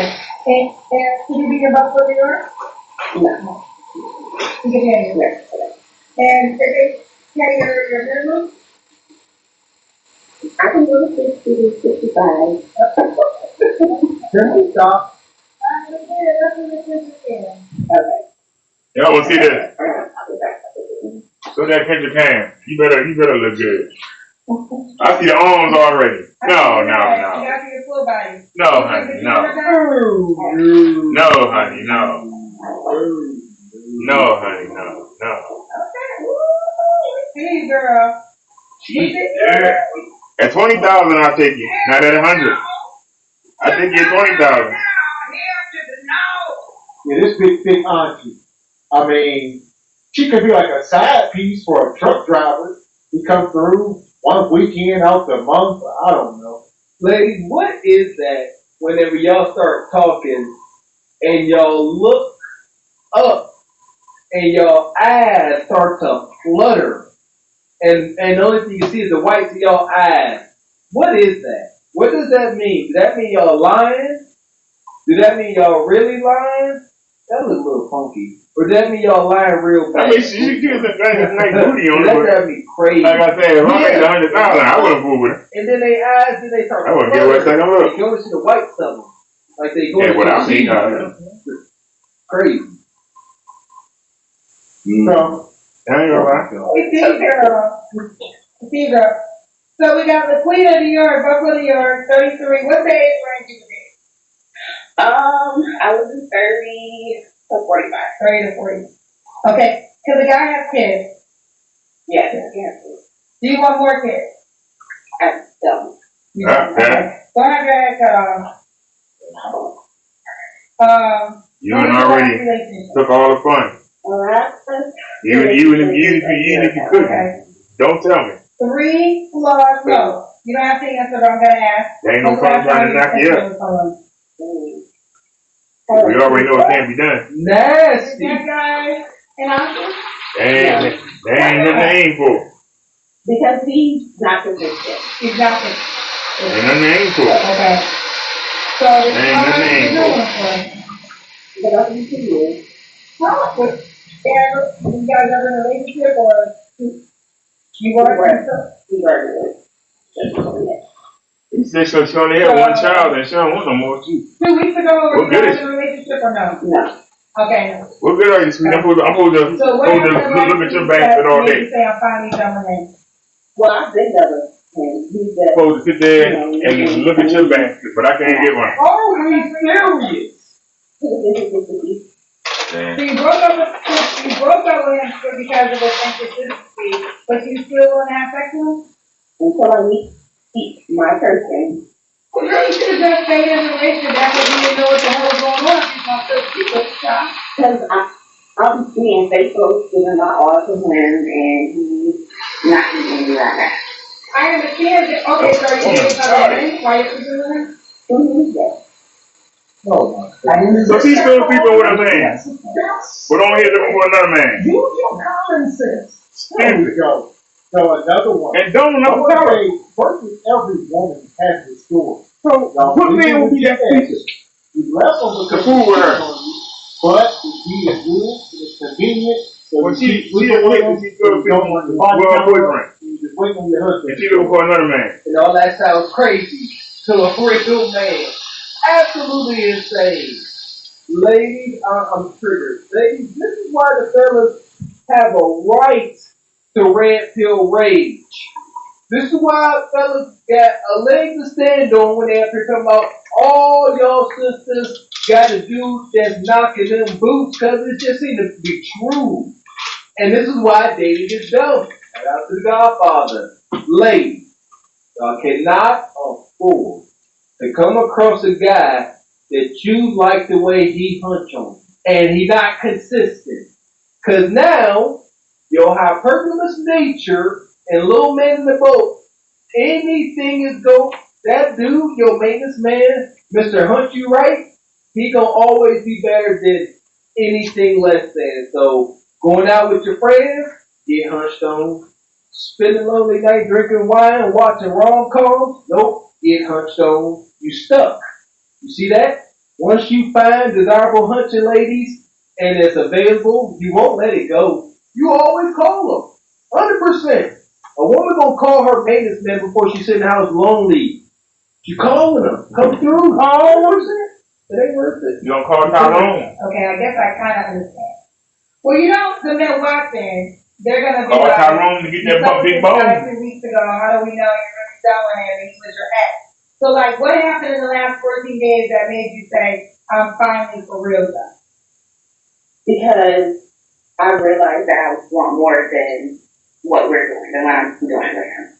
Like, I want a real serious relationship. And he just can't give that to me. Okay, fair enough. All right, fellas, so she's done her ex. It's a wrap. Yes. It's a wrap. 3 flaws you have to work on. So I have to work on being patient. I have to work on time management, I guess. Sometimes I can get wrapped up in my work and kind of neglect my relationship sometimes. And I think that I can't think of another one. My patience, my time management. I get anxious a lot too. Okay. And why would a guy be lucky to be with you? Because I am the whole package. I'm beautiful, I'm smart, I am somebody's wife. Hey, now you're good. I will be an amazing wife. You're good. You said you was never married, right? Right.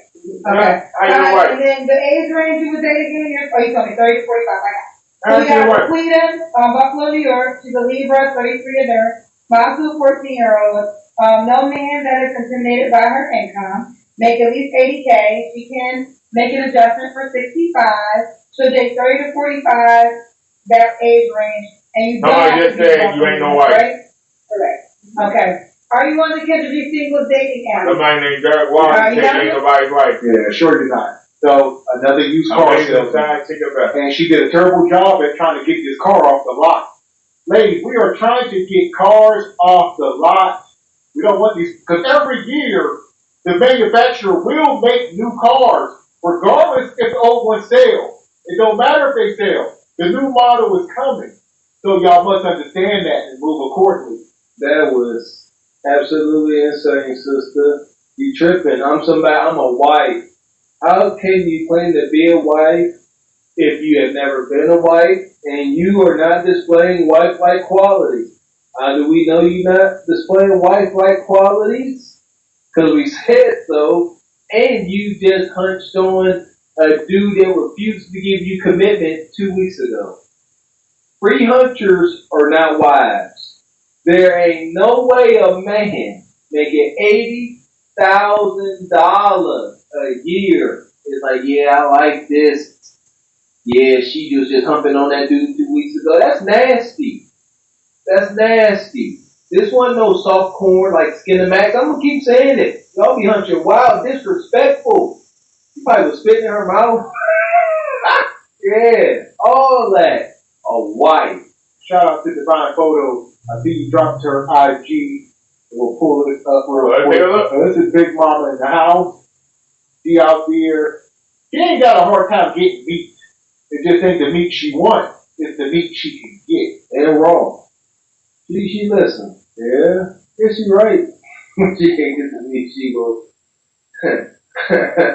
But I can see her maintenance man, and that's the thing.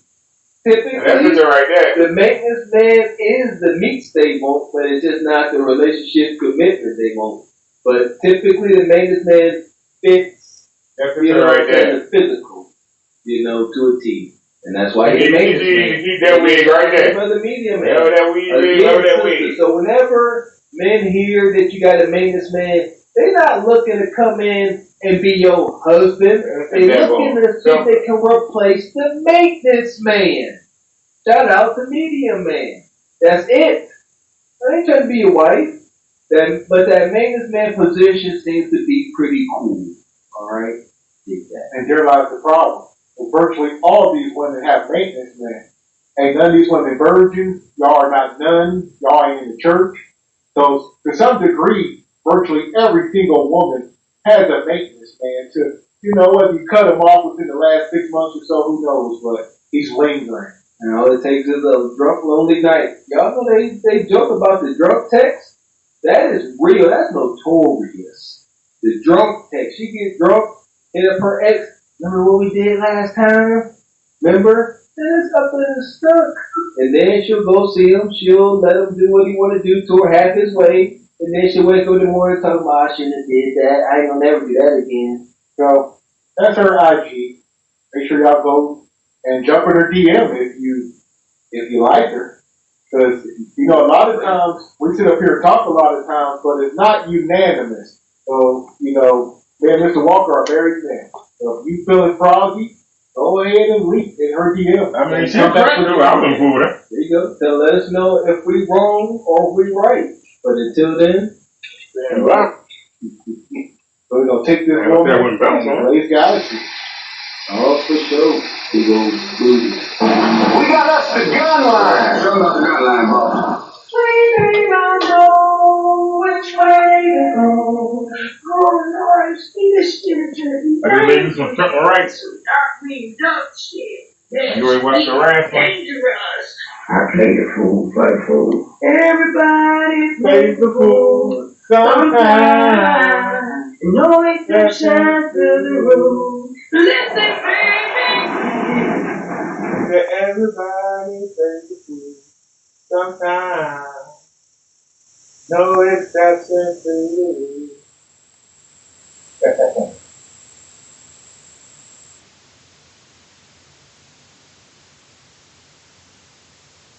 They dropping a new one? Oh, they live right now.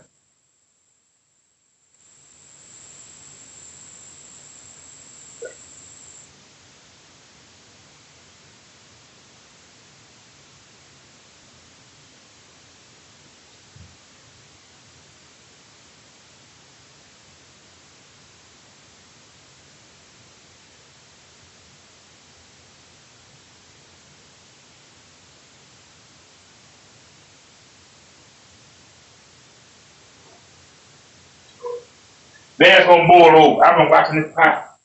Doggone it, man. Now you gonna do it. Come on. Well, I did it already. You might as well just let it go. I'm gonna turn the burner down. Yeah, and already overflowed. Now we gotta clean the stove. Shit. Yep. Just stop the show. Alright. Let's see if Kenny when he ever came back live. You ever answer any of my videos?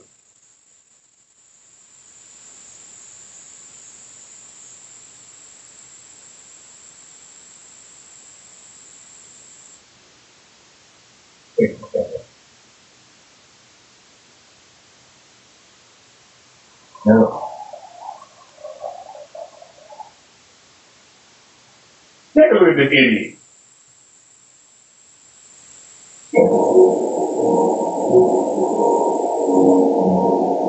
He literally is using the lid from a salad thing. Shit, colors it can bring up.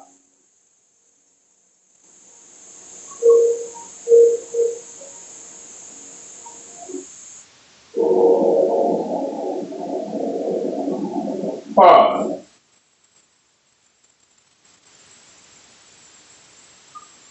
You really think somebody gonna buy it? It looks like crap. And he's using the little window projector. There's the two versions, a lighter version which is like looks like the ultra Look at that. Look at that green tint.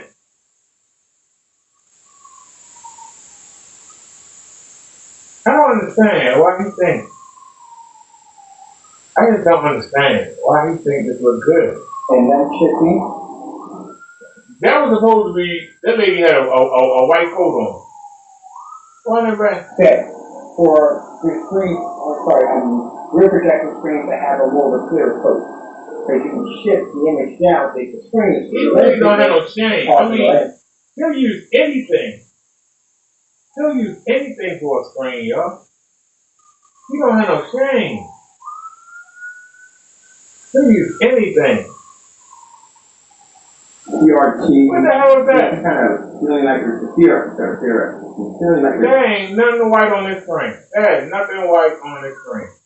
Other than the lights right here, ain't a darn thing in this white. Kenny, whatever y'all do not buy any paint from ILG and Fusion Light Energy.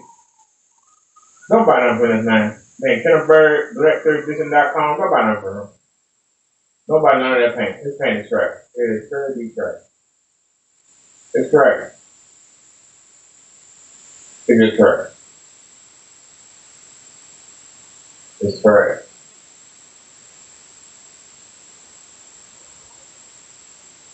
Always subscribe to the video.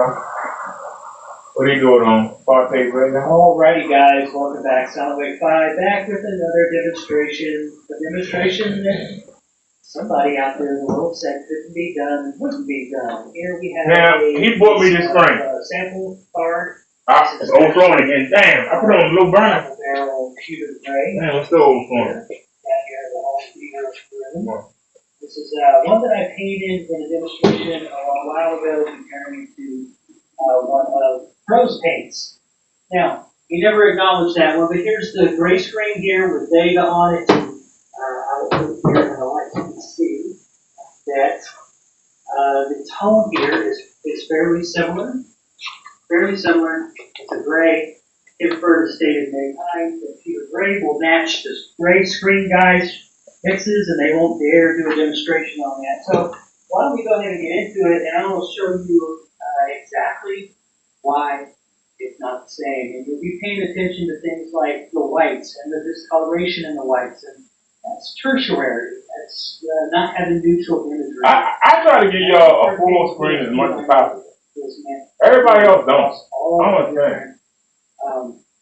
All of the different colors and tones you can buy from that lineup. One of the goals that were implemented by Danny and Parte was that there would be no tertiary shift, meaning that the white purity, which is going to help overall picture quality, white balance, color purity, all that kind of stuff, would not be shifting towards a tan or a beige or a green or a blue or any kind of weird colors, because not all paints are mixed the same way. And it gets a little bit complicated. I don't want to get too nerdy about it, but let's watch the demonstration. You can already see there on the pewter gray, you can see the yellowish, the tannish color there in the actual white levels that's supposed to be snow. That's the difference between what you're buying from the PSP lineup and a common gray paint that anybody can go out and buy, and a paint that Kenneth Berg himself stated would match everybody's gray product, that they would not do this demonstration, but I'm here today doing it for you. I will go back and try to find the video where I painted this initially, but I have a lot more. Yeah, hold on, because that's my favorite spot right there. That's my favorite spot right there. I call it See the Sun. See the sun right there? I'm going to pull that video up, ladies and gentlemen. That's called the Winter Cottage 3D. Hold on, go to another one though.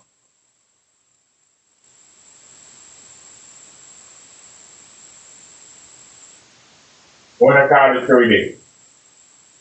That is right there. Okay. The second one, there it is.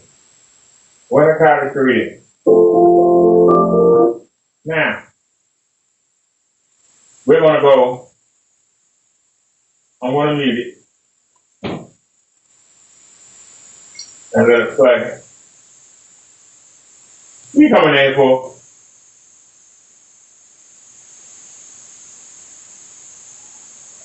I'm going to let y'all watch it on the black screen.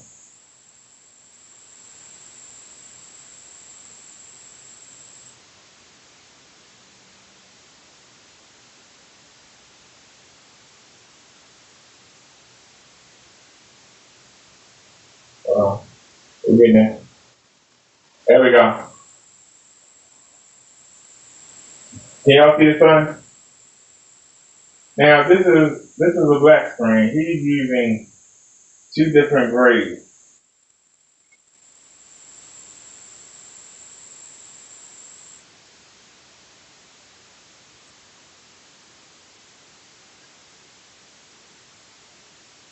And as you can see,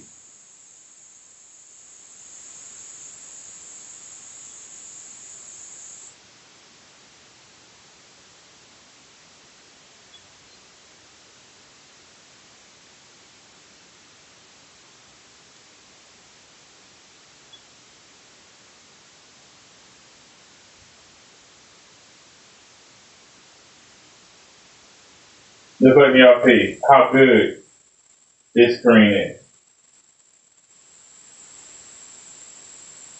Just letting y'all see how good this screen is. But the one thing that I have to point out is look at the environment.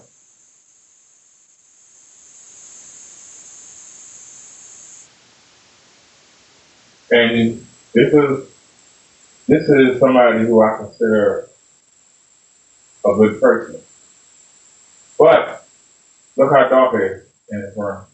And he got a little lamp on right here. Look at how dark it is in this room. See the shadows? See how dark it is? It's dark. Now, I'm going to show you the difference between having a black screen that can show you white and color, a black screen that can show you white and color. Because he has videos on this screen.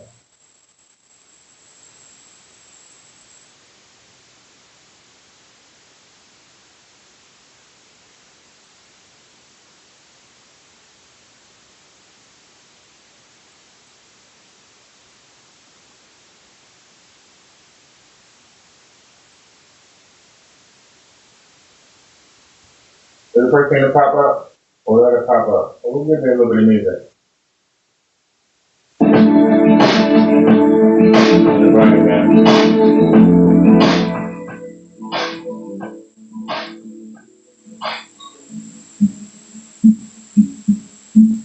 If you want to get this black level and keep all your colors, you got to get this screen. But also, if you want to have lighting, or use it outside, you need this screen.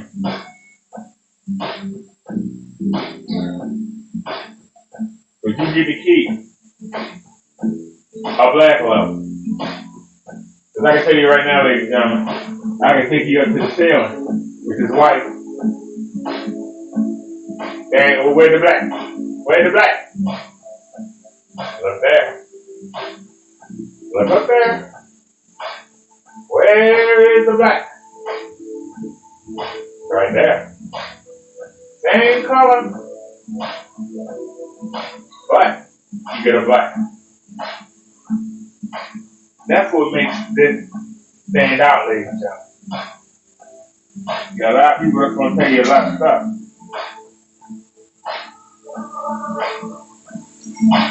You get to keep the color. Yeah. You get to keep the color, ladies and gentlemen. And you get a sensible black level. Which up there you don't. It's dark enough to give you that black, even under 200 watts of string light. I'm telling you, the light will kill my eyes. But you still get, you can tell that food is black. Whereas, if we take it to the ceiling, where the black at? Where's the black? Where's the black? Still get the same picture. But where's the black? Look at that. Where's the black? Where's the black at? Where's the black? Still getting. Same great picture. But you get a black one. Look over there. Where's the black? Where's the black at, ladies and gentlemen? Where's the black? The screen not gonna wash out. The screen only cost $30. It's called Quite the Hub in this community. Nobody's beat me yet. So we can have that extreme lighting and still.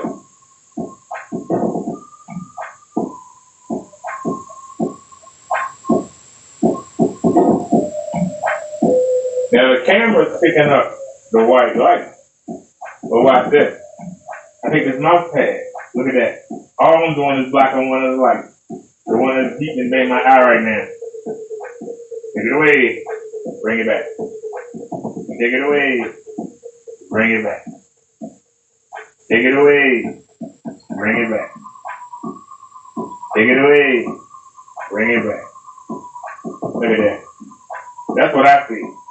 Y'all see that. I see that. Y'all see that. I see that.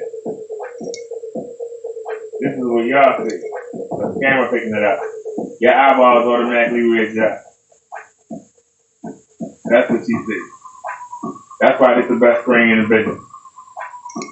Even under all that lighting. That's why this is the best screen in the business.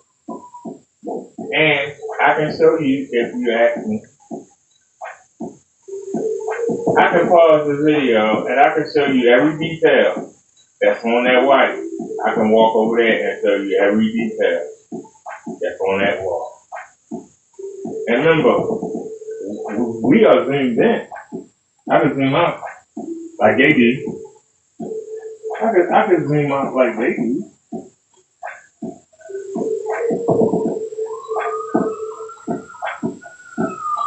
But this is what I see. And that's beautiful. Even under all this light. Take it away. Still beautiful. Underneath all the light. Well, some people say, well, you showing black background. Well, let's show something that's not. First thing we see, first thing in the list. I didn't need the first thing in the list. But see, we don't have to be picky what we show. Show anything. We don't care.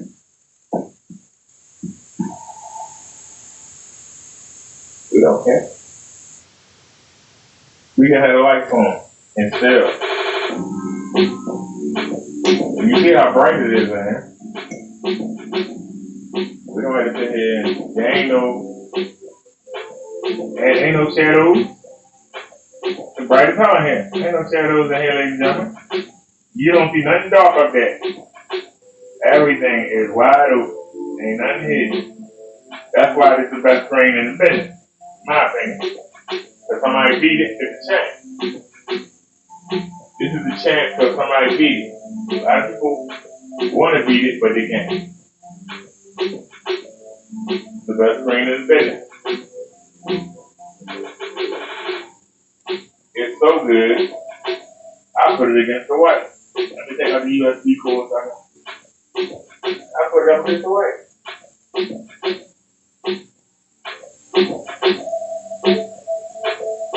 I will put it up against the white.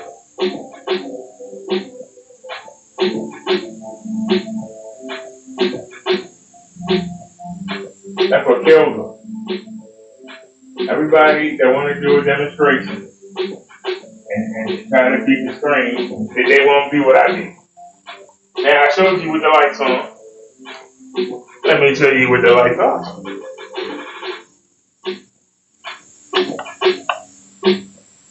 Now let me do it from practical. You gonna end on me, huh? You gonna end on me. Well, whatever. Once again, where's the black level? We'll go head to head against the white. We're going head to head, baby. Against the white. We're going head to head. We're going head to head against the white. We're going head to head against the white. This is something they won't do. Head to head against the white, ladies and gentlemen. We're going head to head against the white. Head to head. We will take on the white. Let's be the white in the dark. We give it a run for its money. Our black screen gives it a run for the money.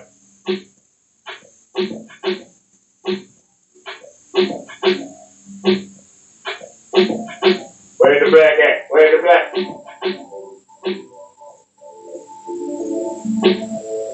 And yet we still deliver color, shadow, detail. From across the room.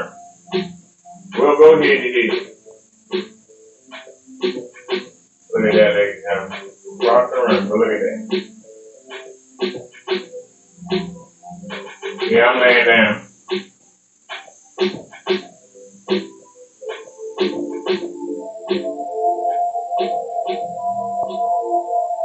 See, that's the reason why I'm hated. Like I said, they gave me the screen. They can't get mad at me, but they do. And I want to thank them. Thanks, Tyler, for giving me the best screen in the business. It's a chance. People can get mad all they want, they can hate all they want, but they can't beat it. They can get mad all they want, they can't beat it. Best screen in the business. Now I'm using an Epson 725. It is a laser projector. And I'm using a $30 screen. Now I didn't pay for the screen, so I don't wait 5 years. And I got the 30 inch. I got the 30 inch. I'm sorry. I got the 130 inch. That's the 30 inch. I got the 130 inch screen.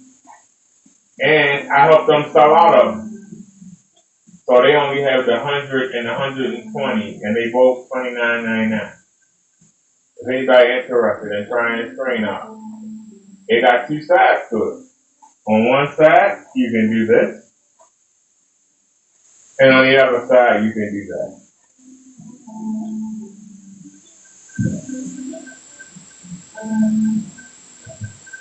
So let's go back.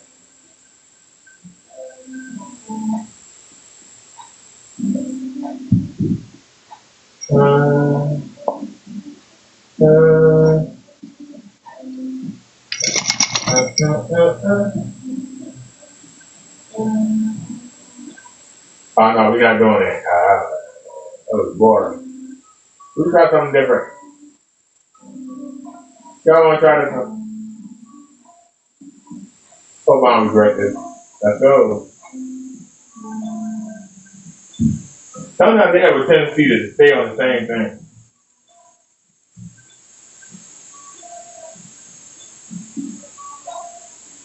Now we go up here. Where's the black? The contrast ratio is trying to make you think you see black. But look up there. That's black. Where's the black?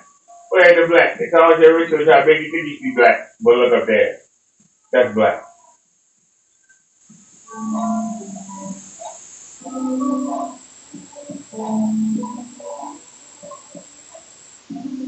Across the room, ladies and gentlemen.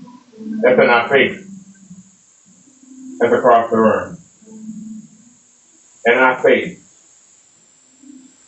Across the room. Over here in my face.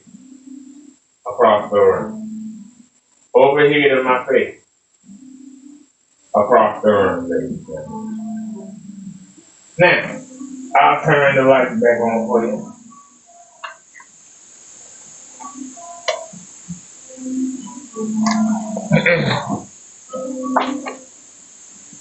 Because I want to show y'all something.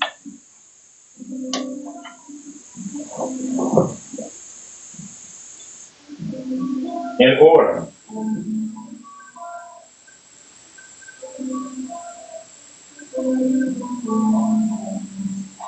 Wait a minute, am I in the right button? I ain't done this in a while. Do y'all see that? Look at the light hitting the screen. Look at the light hitting the screen. In order to be black, you need black. In order to be black, you must start with black. Black can be white better than white can be black. Keep that in mind. So people will try and talk you into stuff. Okay?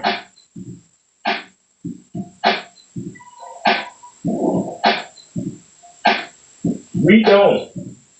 The one thing about this screen is it uses a theory that I was trying to capture for months on my own. It uses a theory I was trying to capture for months on my own, ladies and gentlemen. I was trying to capture this theory on my own for months. And what was the theory? The theory was, how do we get to keep the white and still keep the black level in the color? And I was so close to it. And so I gave it a screen. And this screen has been the answer to my prayer. I've had it up for a year, it has not come down. And I'm fortunate enough that I got two of them. So if something go wrong with this one, I can put the other one up. And thanks to Revbrothaderr, I got another backup screen in case something go wrong with that one. And then I'll go on Amazon and get me another one of these. So I'm blessed. I'm pretty good. But like I said, if we got all this lighting in here, look at the white light sit on top of the screen. Look at the white light sitting on top of the screen. Most people would say that's why you should get an anti-light rejection screen or ambient light rejection screen. The problem is you don't want to reject that white light.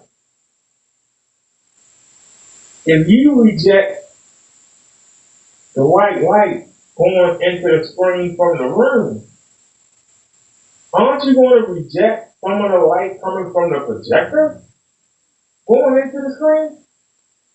And then when they come back out, are you holding back some of the white? How do you take out the white on top of the screen? Because it's coming from the room, it's going to the screen. Your projector beam is aimed at the screen, right? The screen is taking them both in. In order for you to hurt one, you gotta hurt the other. We don't wanna hurt the light. We don't wanna reject the light. We say, hey, you're there. So what? We're gonna use you. Make our colors brighter. Make our white lighter. We're not mad at you. We say, let's use it. So we still get to keep a level of black, but still get to keep the colors in the white. That's what makes this screen different than everybody else. So you could just do this. Okay? That's what you want. That's what you want. You want to do this? You want to pay money to do this? Because if you go use gray or white, that's what you going to get. That's what you going to get. Why would you pay money for this? You're going to get this. This is what you get. For all the people that talk trash, that's what you get. But check it out. Look at that. You get the same image with a black color. There ain't nothing black up there at all. But across the room, even with the white light, you still get the black light. Even with the white light, ladies and gentlemen, you still get the black level. Even with the light, you still get the black level. Because we say, come on, light, you can't wash us out. We right here waiting. We right here with you.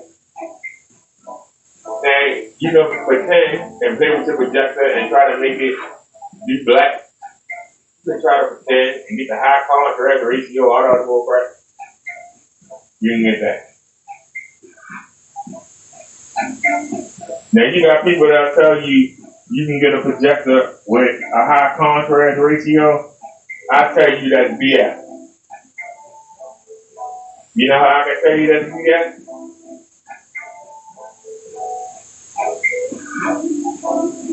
Because I'm using a black screen. It's a very light black, but it's a black screen, right? My projector has a 2,000,000 to 1 contrast ratio. It has a 2.5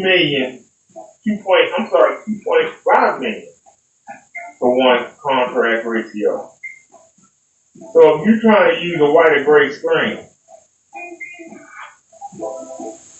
and your projector has a 2.5 million to 1 contrast ratio, you can't do that. And you got anything less than 2.5, you can't even talk. And I don't care if it's 4K, your mama K, granny K. If we're using a black screen, and I'm dumping this white light into the screen, and I can show you, we are dumping white light into that screen. And that's a black screen. Your black can only get as dark as your screen. Talk about contrast ratio all you want. You use a white or gray screen. Look at the light hitting that screen. We have a 2.5 million to 1 contrast ratio. We're using a black screen. We're using a laser projector. And yet, how you gonna do this with a white or gray screen? Or paint? Alright? How you gonna do this with white or gray? We're using black. How are you gonna do this with white or gray when we're using black? I'm asking. How are you gonna do this with white or gray? For anybody who lies to you, anybody who lies to you, because they lying. Some of them might not know they lying. I'm gonna let them say whatever they want to say. Some of them might not know they lying. They just don't know. But take a look for yourself, ladies and gentlemen. We're using a black screen. I've shown you the light dousing the screen.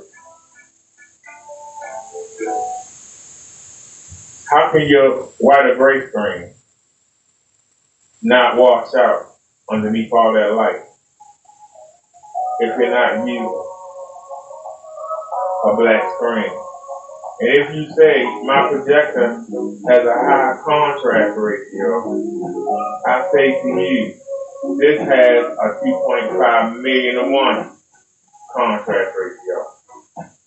Does your projector have a 2.5 million to 1? And you still see the white light hitting the screen. What that white light gonna do to a gray or white screen, even with the same ratio? See, I have to check. I think this has a 200,000 to 1,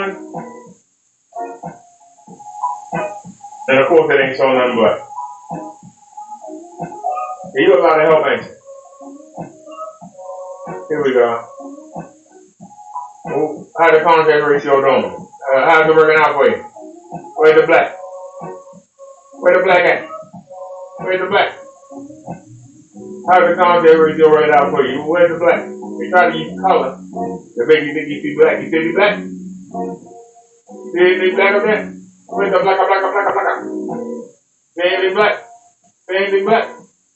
Where's the black? I don't know what the hell they talking about. Did they tell you? I showed you. They tell you. I showed you. All I gotta do is hang up there. You couldn't even tell it was red. Nothing up there.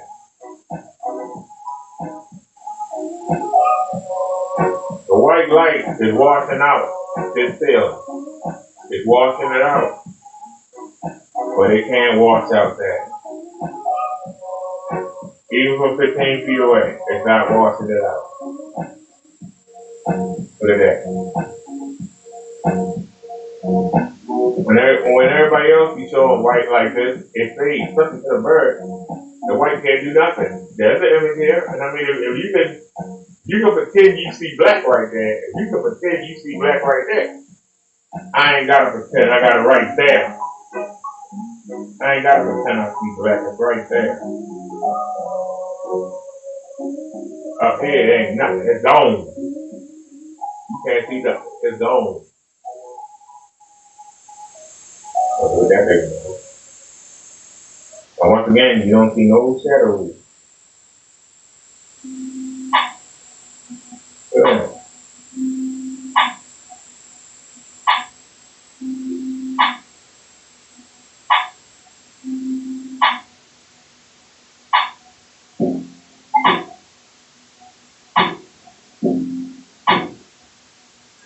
Watch out.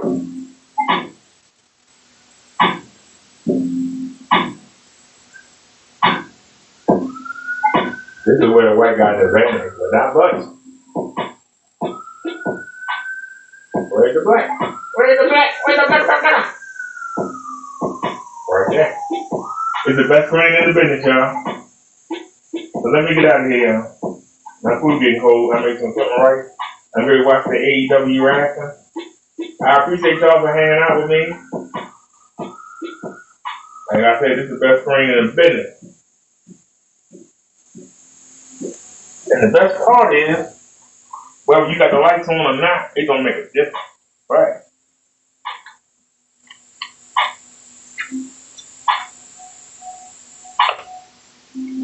When you turn the lights off, it don't make a difference. And nothing beats the white in the dark. But we'll take it on. Nothing beats the white in the dark. But we'll take it on. We will take on the white in the dark.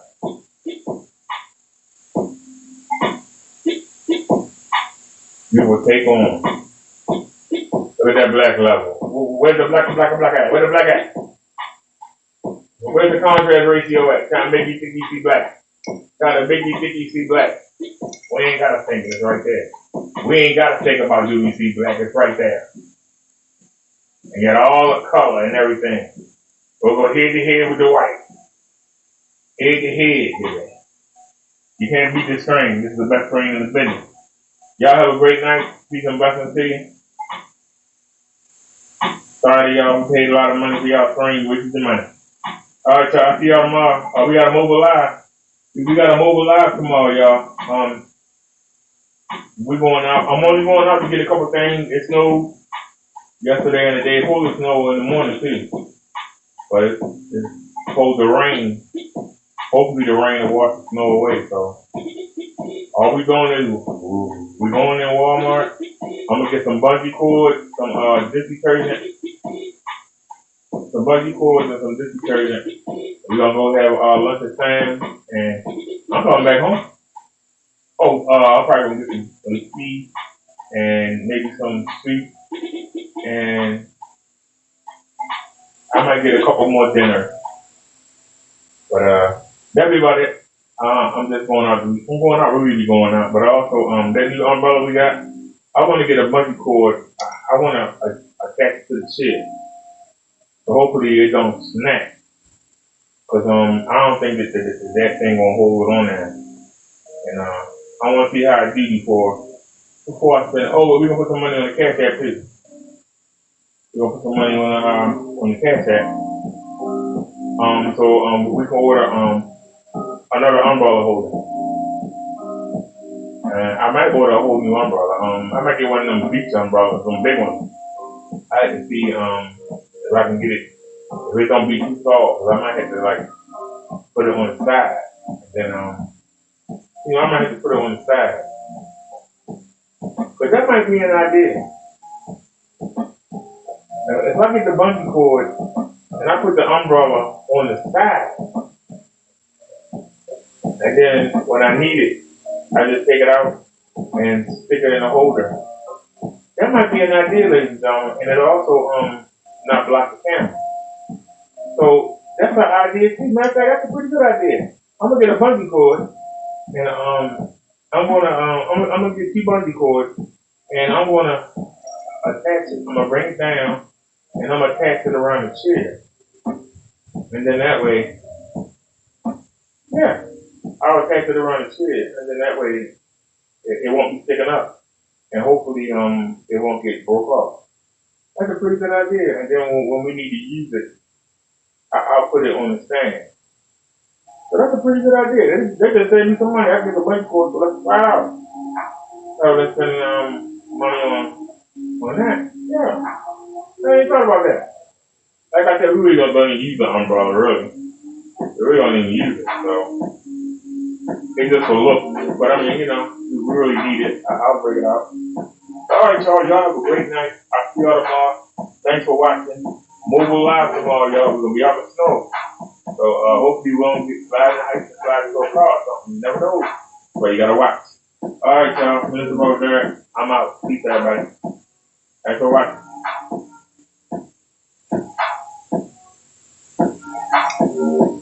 We are out in 5